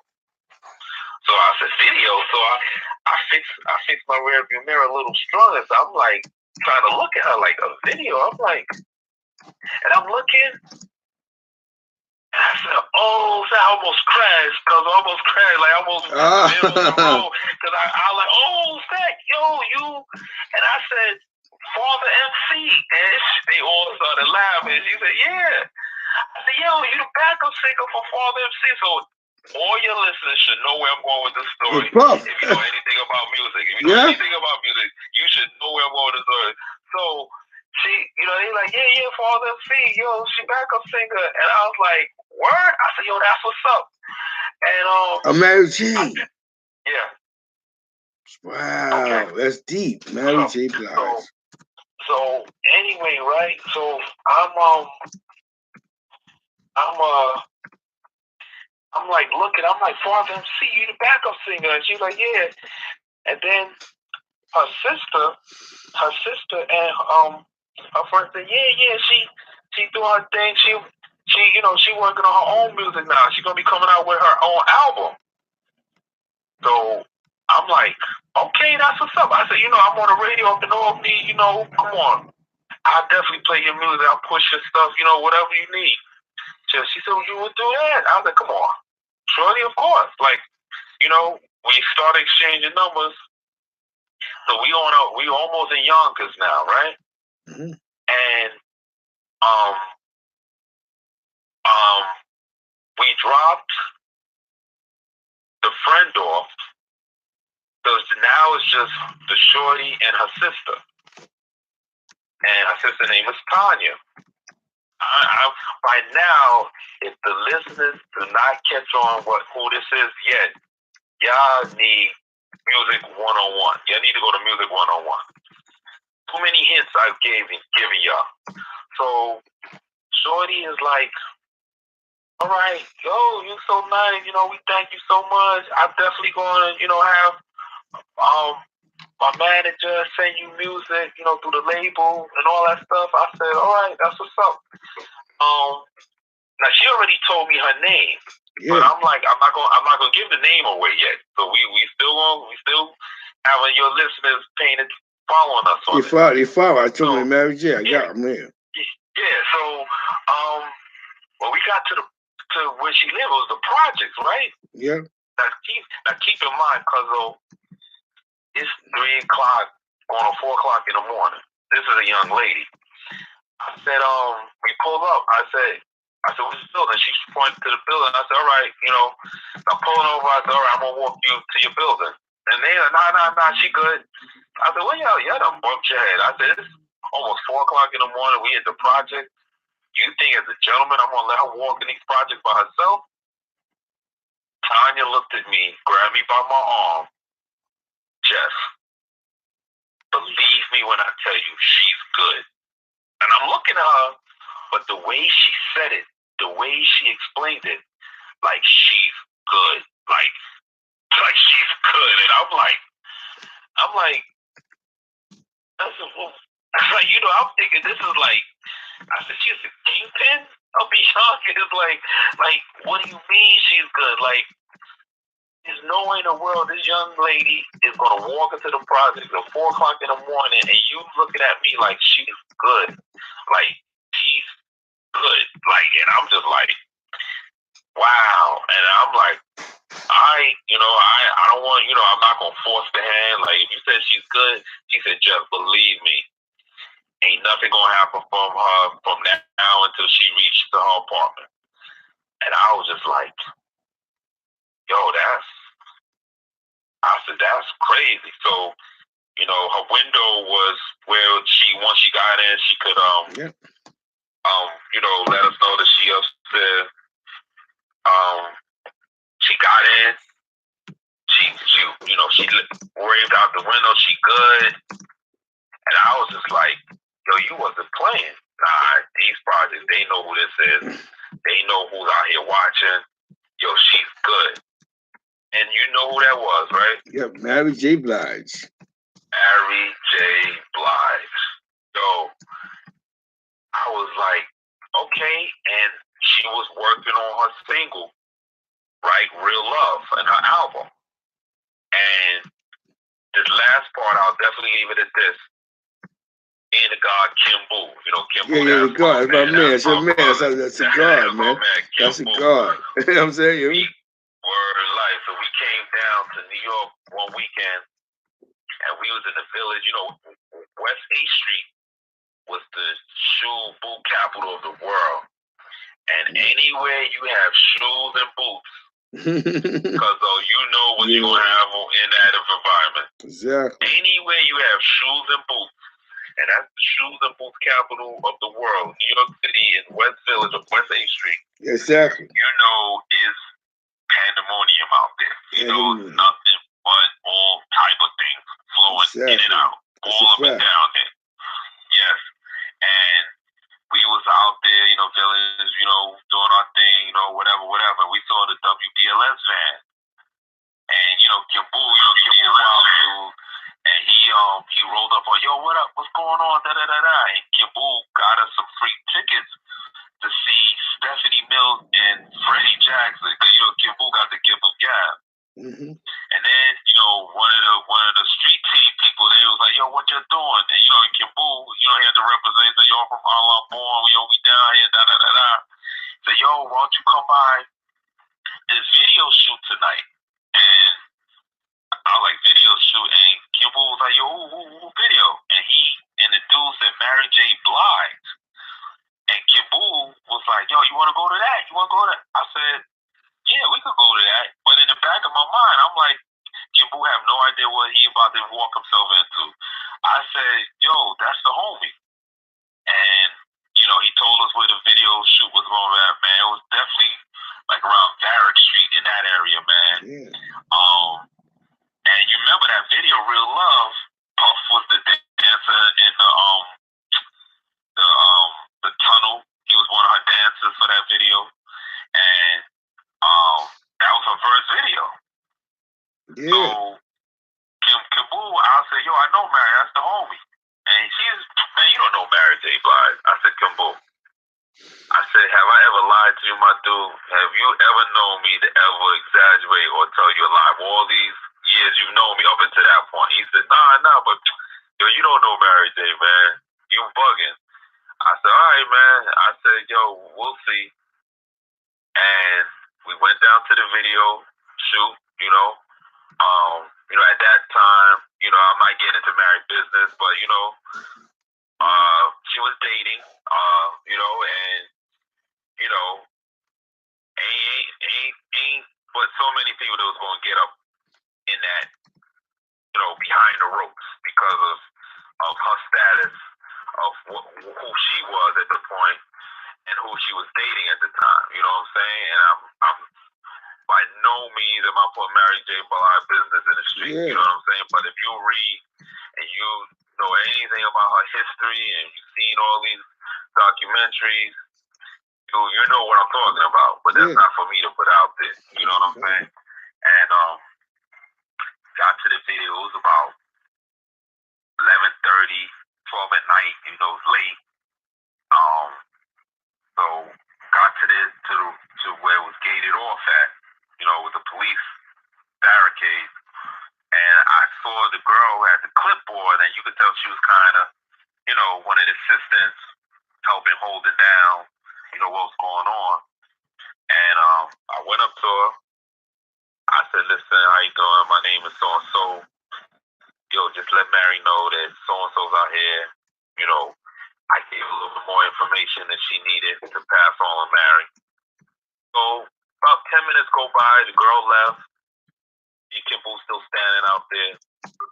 And he said, yo, man, she's stunting, man. She's fronting on it. I said, Kimbo, breathe, my dude. Like, she's doing a video, man. This is like 12, 13 hours putting the video together, man. It's like she's busy. There's a lot of money. Like, yo, we got time. We ain't in a rush, man. Like, yo, she cool people, man. Like, she a real one. You know, she a real one. She's, you know, there's a lot of, you know, R&B divas out here, man. Fake plastic cornballs that it would have been a whole different story. But I said, nah, she a real one, man. Like, believe me when I tell you she's a real one. And he's like, all right, man, I think she's fronting. I saw that assistant again, right? and I got her attention. I caught her eyes. I waved over. I was like, "What's up?" She's like, "Oh my God, I forgot. Yo, my apology. I'm gonna go back there right now and tell her." I said, "All right." So the assistant went in the back, and me and Kimbo, we chilling, man. We to the side, and then because if you remember the video, you could see shadows in that tunnel. That wasn't black as Kimbo. Was that the blackest nigga in the world, Kimbo? Yeah. Listen. Because he always called me Bleak. I had to get him on this way. He always called me fucking Bleak for that fucking show.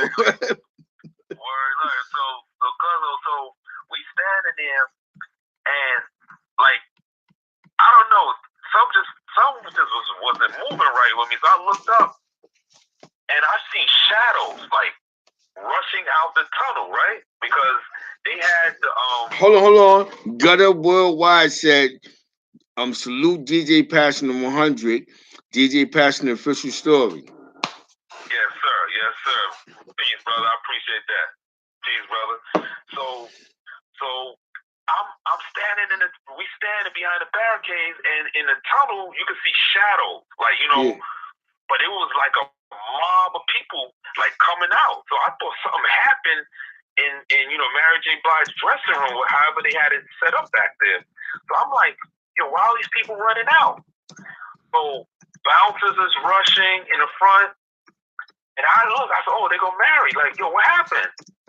And then I saw the girl, and the girl runs in front, and the bouncers, they looking for somebody. The girl looking and I'm like, yo, what the heck is going on? I thought something jumped off. And like I said, not to put her business out there, but who she was dating at the time, I thought it was about to jump off. Yeah. If you know anything about her story and her documentary, her history, you know exactly what I'm talking about, but it's not for me to put out there. Yeah. And then the girl looking, and I'm put my head up, yo, what the heck is going on? And then the girl caught my eyes, and yo, I kid you not, because the girl put her hand out and pointed at me, and I'm like, oh, they was looking for me, and then she pointed, and then the bouncers looked, and they rushed her over to where me and Kimbo was, and she just ran into my arms and hugged me, oh my God, she went crazy, and she parted the Red Sea, that whole barricade, the bouncers pushed it open, and she's like, come on, so she took us back to her dressing room, and Kimbo went crazy, yo, but Kimbo, that's my man, that's the God. That's the God. Yo, what's up? This is Kimbo, Allah from Allah boy. And I was like, yo, y'all know the I said, Kimbo do not play. He always gonna represent Allah boy. And yo, she was like, yo, what's up? And yo, we just went in, man. And when we left there about 3:30 in the morning. I kid you not, cause Kimbo looked at me, and he was like, yo, Jeff, man, yo, I don't know what it is that you do. I don't know how you be in the situations you get in, but yo, people just love you, man. Yo, Mary J. Blige showed you so much love. She showed you so much. Question. You see your phone? Real quick. They sent that to you. They sent that to you, brother. You hear me? Yeah. Shoot the chat, brother. Tasha. I'm trying to pronounce Tasha, nigga. I need my glasses on. But somebody sent money for some cash out for your show, Big Black. They tuning in. Yeah. All right, cousin Tasha from Miami, Florida, from Liberty City. That's one of my favorite cousins down there. What's up, Tasha? How are you? So, but yo, I kid you not, man. Kimbo was just blown away. Yo, Jeff, man, Kimbo, man, you doubted me though, dude. You put a question mark, man. Don't ever do that in your life. You know what I'm saying? The blackest thing in the world. Never lied. I have never exaggerated. I don't get down. That's not in my DNA. Like, I tell you true stories. Like, I tell you what it is. If I'm broke, I'm broke. I'm gonna tell you I'm broke. Like, I don't make up stories and all that. You know, that's not my style. That's not in my DNA. And from there, you know, he just lost his mind, man. He was like, "Yo, man, that's crazy." And I ain't gonna front because we definitely gonna leave it on this. I have not ran into Mary physically to sit her down. Like, Mary, what is going on? Like, Dante, my man Dante from Albany, who do hair. Shout out to Dante. He used to do Mary J. Blige here, and I used to say, "Yo, Dante, tell her Jeff trying to get in touch with her," but I don't know if he ever passed that message on, man. I'm not going to put him on that. But then when we was in, fast forward, I'm managing Black Rob. Yes. We in LA at the Staples Center at the Puff Daddy and Bad Boy concert with Dr. Dre, Snoop Dogg, Nas, Mary J. Blige. Like, she was there, and I seen her, but it wasn't the right time. And then when we did the Biggie birthday thing in May at the Barclays Center, I saw Mary again, when she was still with Ken Do at that time, before all this stuff happened. She wasn't in a good mood. What's up, so so me and her still haven't sat down to catch up, man. But when we catch up, man, I've watched Mary's journey. I know. We got some shit to tell you. It's a 3-part series. We just gonna go from artist to artist. This could be because listen, it's crazy. Big shout out to Buckshot Shorty. Buckshot Shorty. Keith Berry, me and him got some stories. Mr. Cheek, like. Hold on. Man, how about you and Tracy Morgan? And rest in peace. Listen, man, I got a crazy Tracy Morgan story. I'm telling you, buddy, people, this is real talk. The beginning. Tracy Morgan went down to Alabama. We drove down there for a show. I got a crazy story for you with Tracy Morgan. That's gonna have to be in another episode. It is. How about rest in peace? I remember when you did that comedy show with A.G. White, and he passed away with Tracy Morgan that day, man. So we gotta say rest in peace to the brother. Jimmy Mack. Uncle Jimmy Mack was cool, man. Uncle Jimmy Mack, that's my heart, man. We lost Uncle Jimmy Mack. He was the one that died in a car accident when Tracy Morgan had that big car accident on the highway with the Walmart truck. That was Uncle Jimmy Mack. James McNair, that's who passed away, man. And me, him, I got millions of stories with Flex Alexander. I got stories with him. Like, man, listen, man, I got so many stories that everybody been telling me I should write a book, man. But he doing it. I don't like putting people's business out there like that. You know what I'm saying? But man, listen, man, I could go on and on and on, man. But Mary J. Blige, I had to share that with the listeners.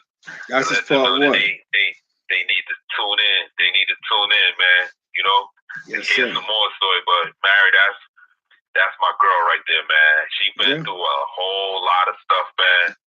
And I pray for her all the time, man. And she seemed to be in a better space now. She seemed to be, she's doing movies. She's being nominated. Like, Mary has come a long way, man, from when I picked up at the Cotton Club and I made sure she got home to Yonkers safely, and she never forgot that, man. She appreciated that we was gentlemen, we was mad cool, and that's the homie, Jerry. I'll be out there in a second. So, but that's what it is, cuzzo, man. I appreciate, you having me on your podcast. Yes, sir. It's late. Let's try this again Friday. What's today's? Monday, right? Let's try this again Friday night. I should be alright. I should be available, man. We could definitely we could definitely talk about it a little more, and Friday night works out, man. You can put it out there, man. People tune in, and we can pick up, man. Somebody said salute to both for taking time out of this chapter, Kappa Alpha side. That's a fact. Mike Hurd, he said salute to Kappa to Kappa Alpha from Cincinnati. Kappa Alpha side, the greatest attorney in the world. In the world. Nice 11, January 5th. You know, that's what it is. Matter of fact, it was one of my founders' birthday. Bynum Kenneth Armstrong. Oh shit! Whoa. He was it was just his birthday. I think it was yesterday. It was either today or yesterday. Now I want to ask you. One of my illustrious founders, man. I want to ask you a question. Yes, sir. Is the moisturizer one of your founders? Nah. D Moise, he pledged in '87, man. Matter of fact, D Moise, the moisturizer, he crossed on my birthday, man. His anniversary date is March 21st. Wow. So he crossed on my birthday, man, and I crossed March 19th, 1988. 88. Wow, a year later. Yeah, and I crossed 2 days before my birthday, man, and I remember like yesterday, man, we had a party that night. It wasn't our party. It was a big party in the campus center ballroom. But I came limping in there. I had to make it to that party. Yo, they're trying to kill you. They're trying to throw it out there. You know what I'm saying? We a non-hazing organization. Yeah, I hate the organization. We don't believe in hazing. Don't give me no hazing. Yo, I'm gonna tell you something though. My cousin, right? My mom's loved my cousin because he was 100% with the shits, right? She was like, yo, this nigga had pneumonia, a broken leg. Oh man. Yo. It was I'll cap out beside. It was worse than how it beats. It was worse than how it beats. But yo. You know what? I'm gonna change it for the world. Change it for the world, though. I remember, man. I was in the chambers. I was in the 36 chambers for a long time until I graduated. I'm gonna tell you how official it is with my cousin, though. Because I know he has to go to bed. You know what I'm saying? Remember, it's a grown man, wife, family, kids. I'm happy he took the time out for the story. Because this will be like a 3-4 part series right here. I'm gonna start I'm gonna start adding his Cash app when we do this because these are real stories he's telling you. Listen. Listen, I could tell the story with me and Cool Herc. Yes. We was out all night. You know what I'm saying? Herc, that's the godfather of hip hop, yo. I was hanging out with Cool Herc. Like we went in places we shouldn't have went into. You know what I'm saying? And stories of my man Lovebug Starsky when me and him used to be traveling and you know I got millions of stories of my man DJ Ron G and DJ Doo-Wop. Those are my dudes. Like we did a lot of traveling, and I guess I got connected back to me and him. We used to travel. We went to Wisconsin and everything. My man Dragon is back from Soundview. That's my man. He from Soundview, right? The blood. They from the area. That's my man. I just spoke to him the other. He was doing a video. And I got in touch with my man Romeo. What's up, Romeo? Romeo. Crazy Rome. That's my man. This is crazy. I took me a Fredro Star. That's definitely for the next we got some shit for y'all. This is all content. We went from Charlotte to Philly to New York to everywhere, and we was only going to go to Charlotte for one show, and we caught up with Pharrell, Pharrell doing his thing, and we was guests for Allen Iverson at Allen Iverson's party in Philly, so you know how crazy that was. Exactly. That's another story. That's for part two. That's part two. I'm telling you, people, because he's been in hip hop all his life, and this is my cousin. I've been around him. I was about him on WCDB. He's been on the radio. I used to be up there with him. Like he's always been my idol, and I'm not gonna lie to you. When you say VIP in the club, when we have the Black History Month, he's Mr. VIP. You go, who's the first VIP nigga in America? It has to be him. You know what I'm saying? African American. You have my cousin like this, but he the best ever done. And remember, we didn't get into the part when I was on the road for the Hard Knock Life. We ain't get to that part yet. And I was in the movie because they was talking greasy about me because they didn't like what was going down. Hell yeah. And somebody kind of made me look at it differently. 30 years later, no, not 30 years, 1999, so what was that, 20 years later, because somebody sent the goons after me. I remember that day at the club. I was in Buffalo. I was there. And you know who I thought it was. We're not going to say his name. You ain't going to say his name. You know who I thought it was. And for all these years, I've always, you know, we'll talk about that another time, man.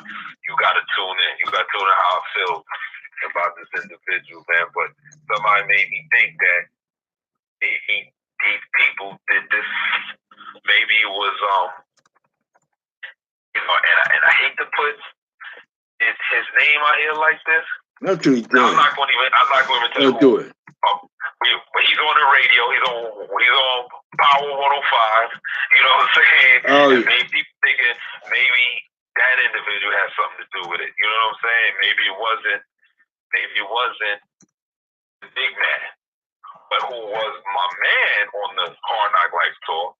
And you guys could probably figure it out now who the other person was. But my man was DMX. Yes, in the boom, though. That was my man. He was doing the after parties with me. Yeah. You know what I'm saying? But you know, we ain't gonna speak on the other side. You know what I'm saying?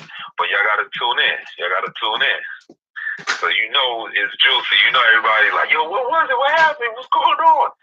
You're gonna have to tune in, cuz they're gonna have to tune into your joint. Yeah. Oh, you talking about Jeff and Mary said Ron G had those hip hop mixtapes. You've been booking Ron G since the early 90s. Oh man, I took Ron G to Pittsburgh. I was there for that one. To Charlotte, I took Ron G. Philly, I took Ron G. To Albany a million. And my other go-to DJ, two DJs, all my sisters, I love them to death. I got stories with them. Coco Chanel. Yeah, remember that. Lazy K, and DJ Lazy I was there K. for that. Lazy K, yeah. And Mother I Mommies. I can't leave out. I got a story to tell you about when I brought Jazzy Joyce. Remember them? To over there number time. But when I brought Lazy K, she came with L, Murder Mom, and guess who was with them? Remy Martin. Remy Ma. In the club. That's the homie. I got a story with that. Remy is off the hook. Remy, that's my girl. She don't play. This is before she went to jail, did that stint. You know what I'm saying? Man, listen, cause I got a million stories of so many different people, man. Yeah, right. I had to share that Mary J. Blige story, cause that was in the beginning. Yeah. That was in the beginning when. And Mary, man, like I said, man, I've seen her journey. I've seen what she's been through. I've had tears in my eyes, man, to hook up and connect back with her since she's definitely in a good space now. She getting it in. Unfortunately, what she went through, with her ex-husband, that wasn't, that wasn't too forthcoming of an individual to put her, what she experienced. Yes, but sir. That was their personal space, man. I'm not one to want to kind of comment on that. But Barry, that's the homie, man. Got mad love for her, man. She showed me love, and she always will show me love, man. And like I said, I couldn't believe it's like 3:30, 4 in the morning, and they looked at me like, yo, you don't need to walk her in. She's good. I'm like, what you mean she's good? Yo, she's good. Ain't nothing gonna happen to her. Yeah. As soon as you pulled up, I was already on this car. And I was like, what? And it's like, and there was no problem. And they was 100% on the money. She made it, no issues. And I was just like, wow. Whoever is running this right here, like this, they got these projects on lockdown. Like, nothing's gonna happen. And that's just how how it was. You know what I'm saying? That's a fact. So Cuzzo, I know you go to sir. sleep. Part 3, Part 2, every Friday. Yes, sir. We definitely gonna pick it up, man. We're gonna get back into the celebrity stories, but only the good ones. The good ones. You don't have to poke that dumb stuff. I ain't gonna go into the bad ones. Yeah. You ain't gonna have me out there Hell looking yeah. like I'm dissing on people's personal business, Exactly. but oh man, that Tracy Morgan trip to Alabama, man. I remember that, man. Man, You listen, and me and Nelly Grip. Tracy is out of control. Tracy is out of control. Imagine sitting in a car with Tracy Morgan, driving all the way to Alabama and then driving back. Remember Easy White? Imagine that. You remember Easy White had me in Browns in fucking East New York? Say that again? Remember Easy White had me in East New York? Oh yeah. That's where A.G. White is from, right there. He's not too far from the pink houses. Yeah. That's my man, A.G. White.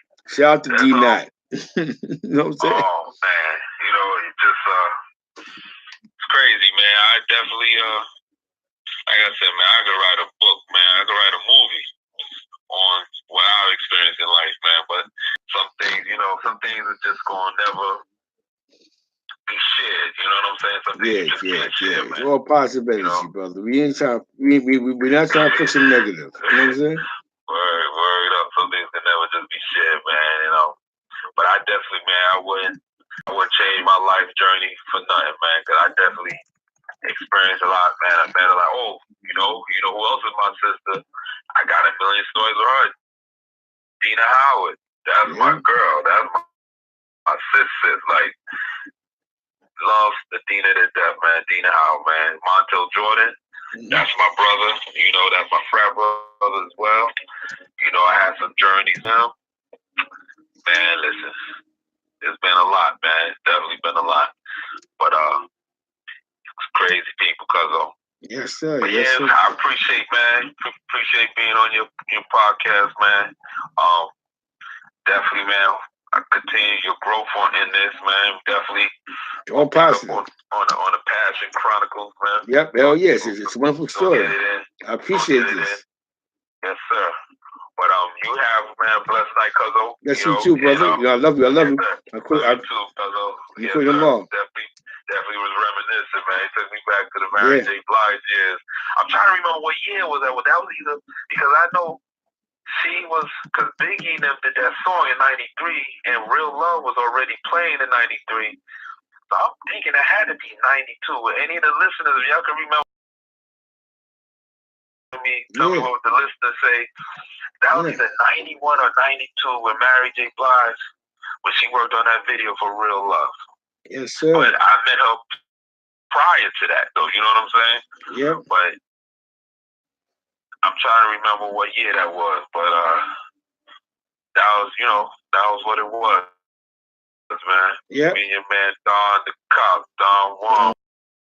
He was out there in the streets of New York. That's right. But yes, all right, sir. I call you up, brother. Appreciate you. Yes, the chat appreciates you. You know what I'm saying? Okay. Love is love. Yes, sir. You listeners, man. You keep tell a friend to tell a friend to tell a friend. We're gonna have about a million listeners, a million views soon. Yep, it's where we at. Yes, sir. Definitely. Love is love. I love you, cousin. All right, Tasha, what's up, Tasha? Cousin in Miami. Nice, Tasha, Miami. She in the chat. Miami. All right.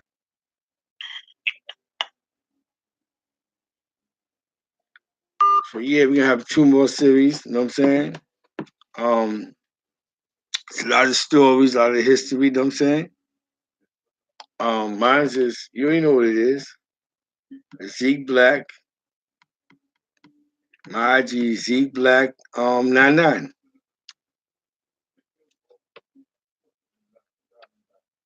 Okay. I hope you enjoyed the show today. You know what I'm saying? You know what I'm saying? I hope you enjoyed it.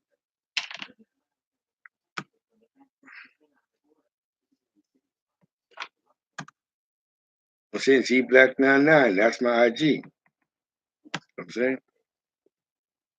Love is love. And going on next. It's getting late. 11:44.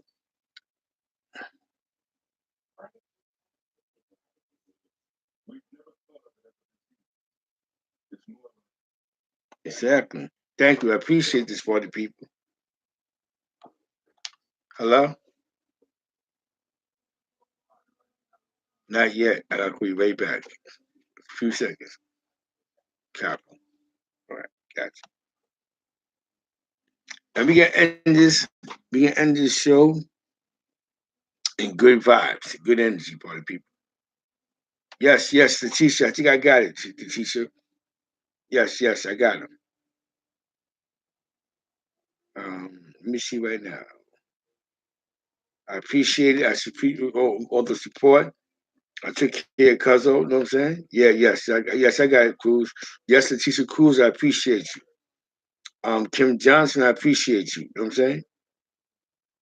Keith Fernandez, I appreciate you. Thank you, party people. We in the building. J.E. Money Bags in the building, you know what I'm saying? Um, we in the building, man. We in the building. Thank you. I appreciate you. Definitely great. So I'm trying to give you a different type of content. You know what I'm saying? You know what I'm saying? Um, and we're gonna allow the credits to roll in a good vibe. You know what I'm saying?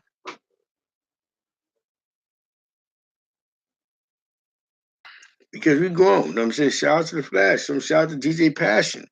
We gonna be crazy with this one. You know what I'm saying?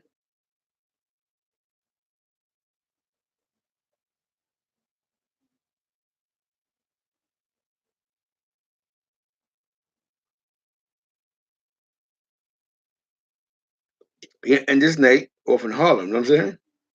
You feel me? Let's go tell people they'll only pay for what they need with Liberty Mutual. Yeah, and this night look real good, you know what I'm saying?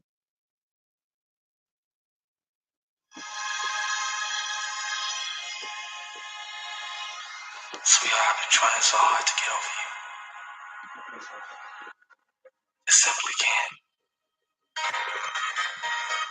It's the love we shared through the years. Meant so much to me. All I'm looking for is just a serious relationship. It's what I call all my life. Why don't you give me that commitment? Let's step down. Let's chill. Don't be afraid of me. My love is scary. Promise everything will be alright.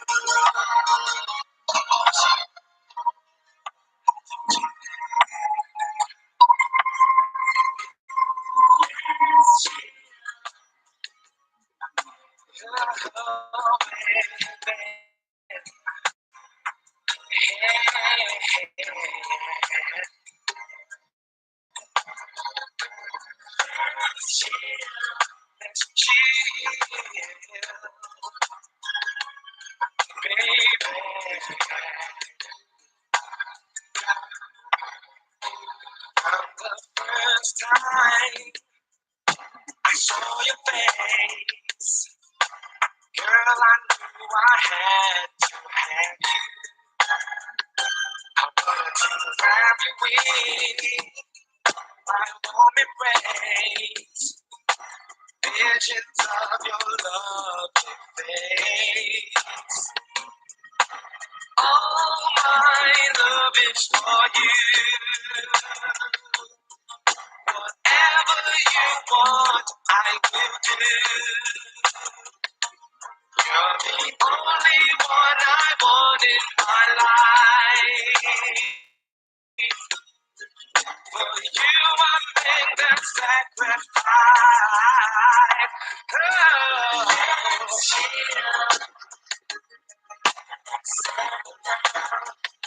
That's what I want. Just me and you.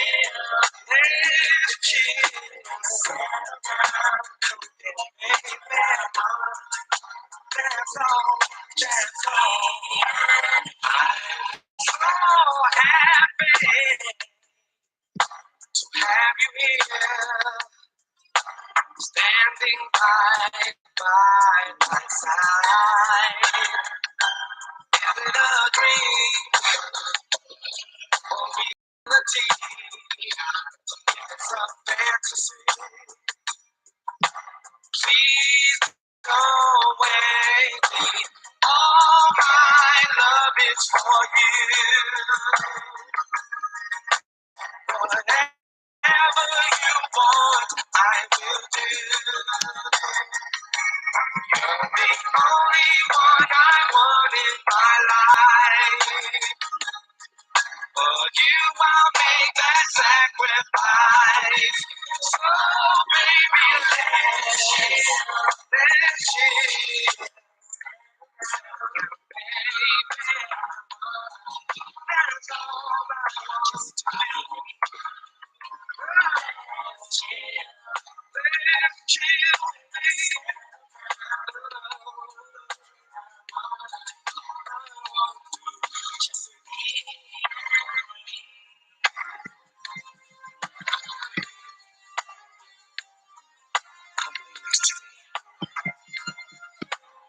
Connect or that, with that. Good vibes, positive vibes.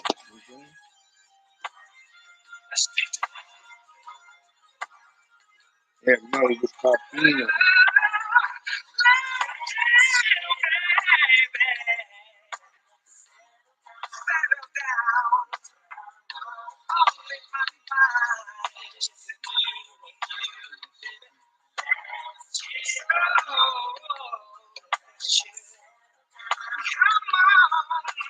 Good night, Renee Brown. Thank you.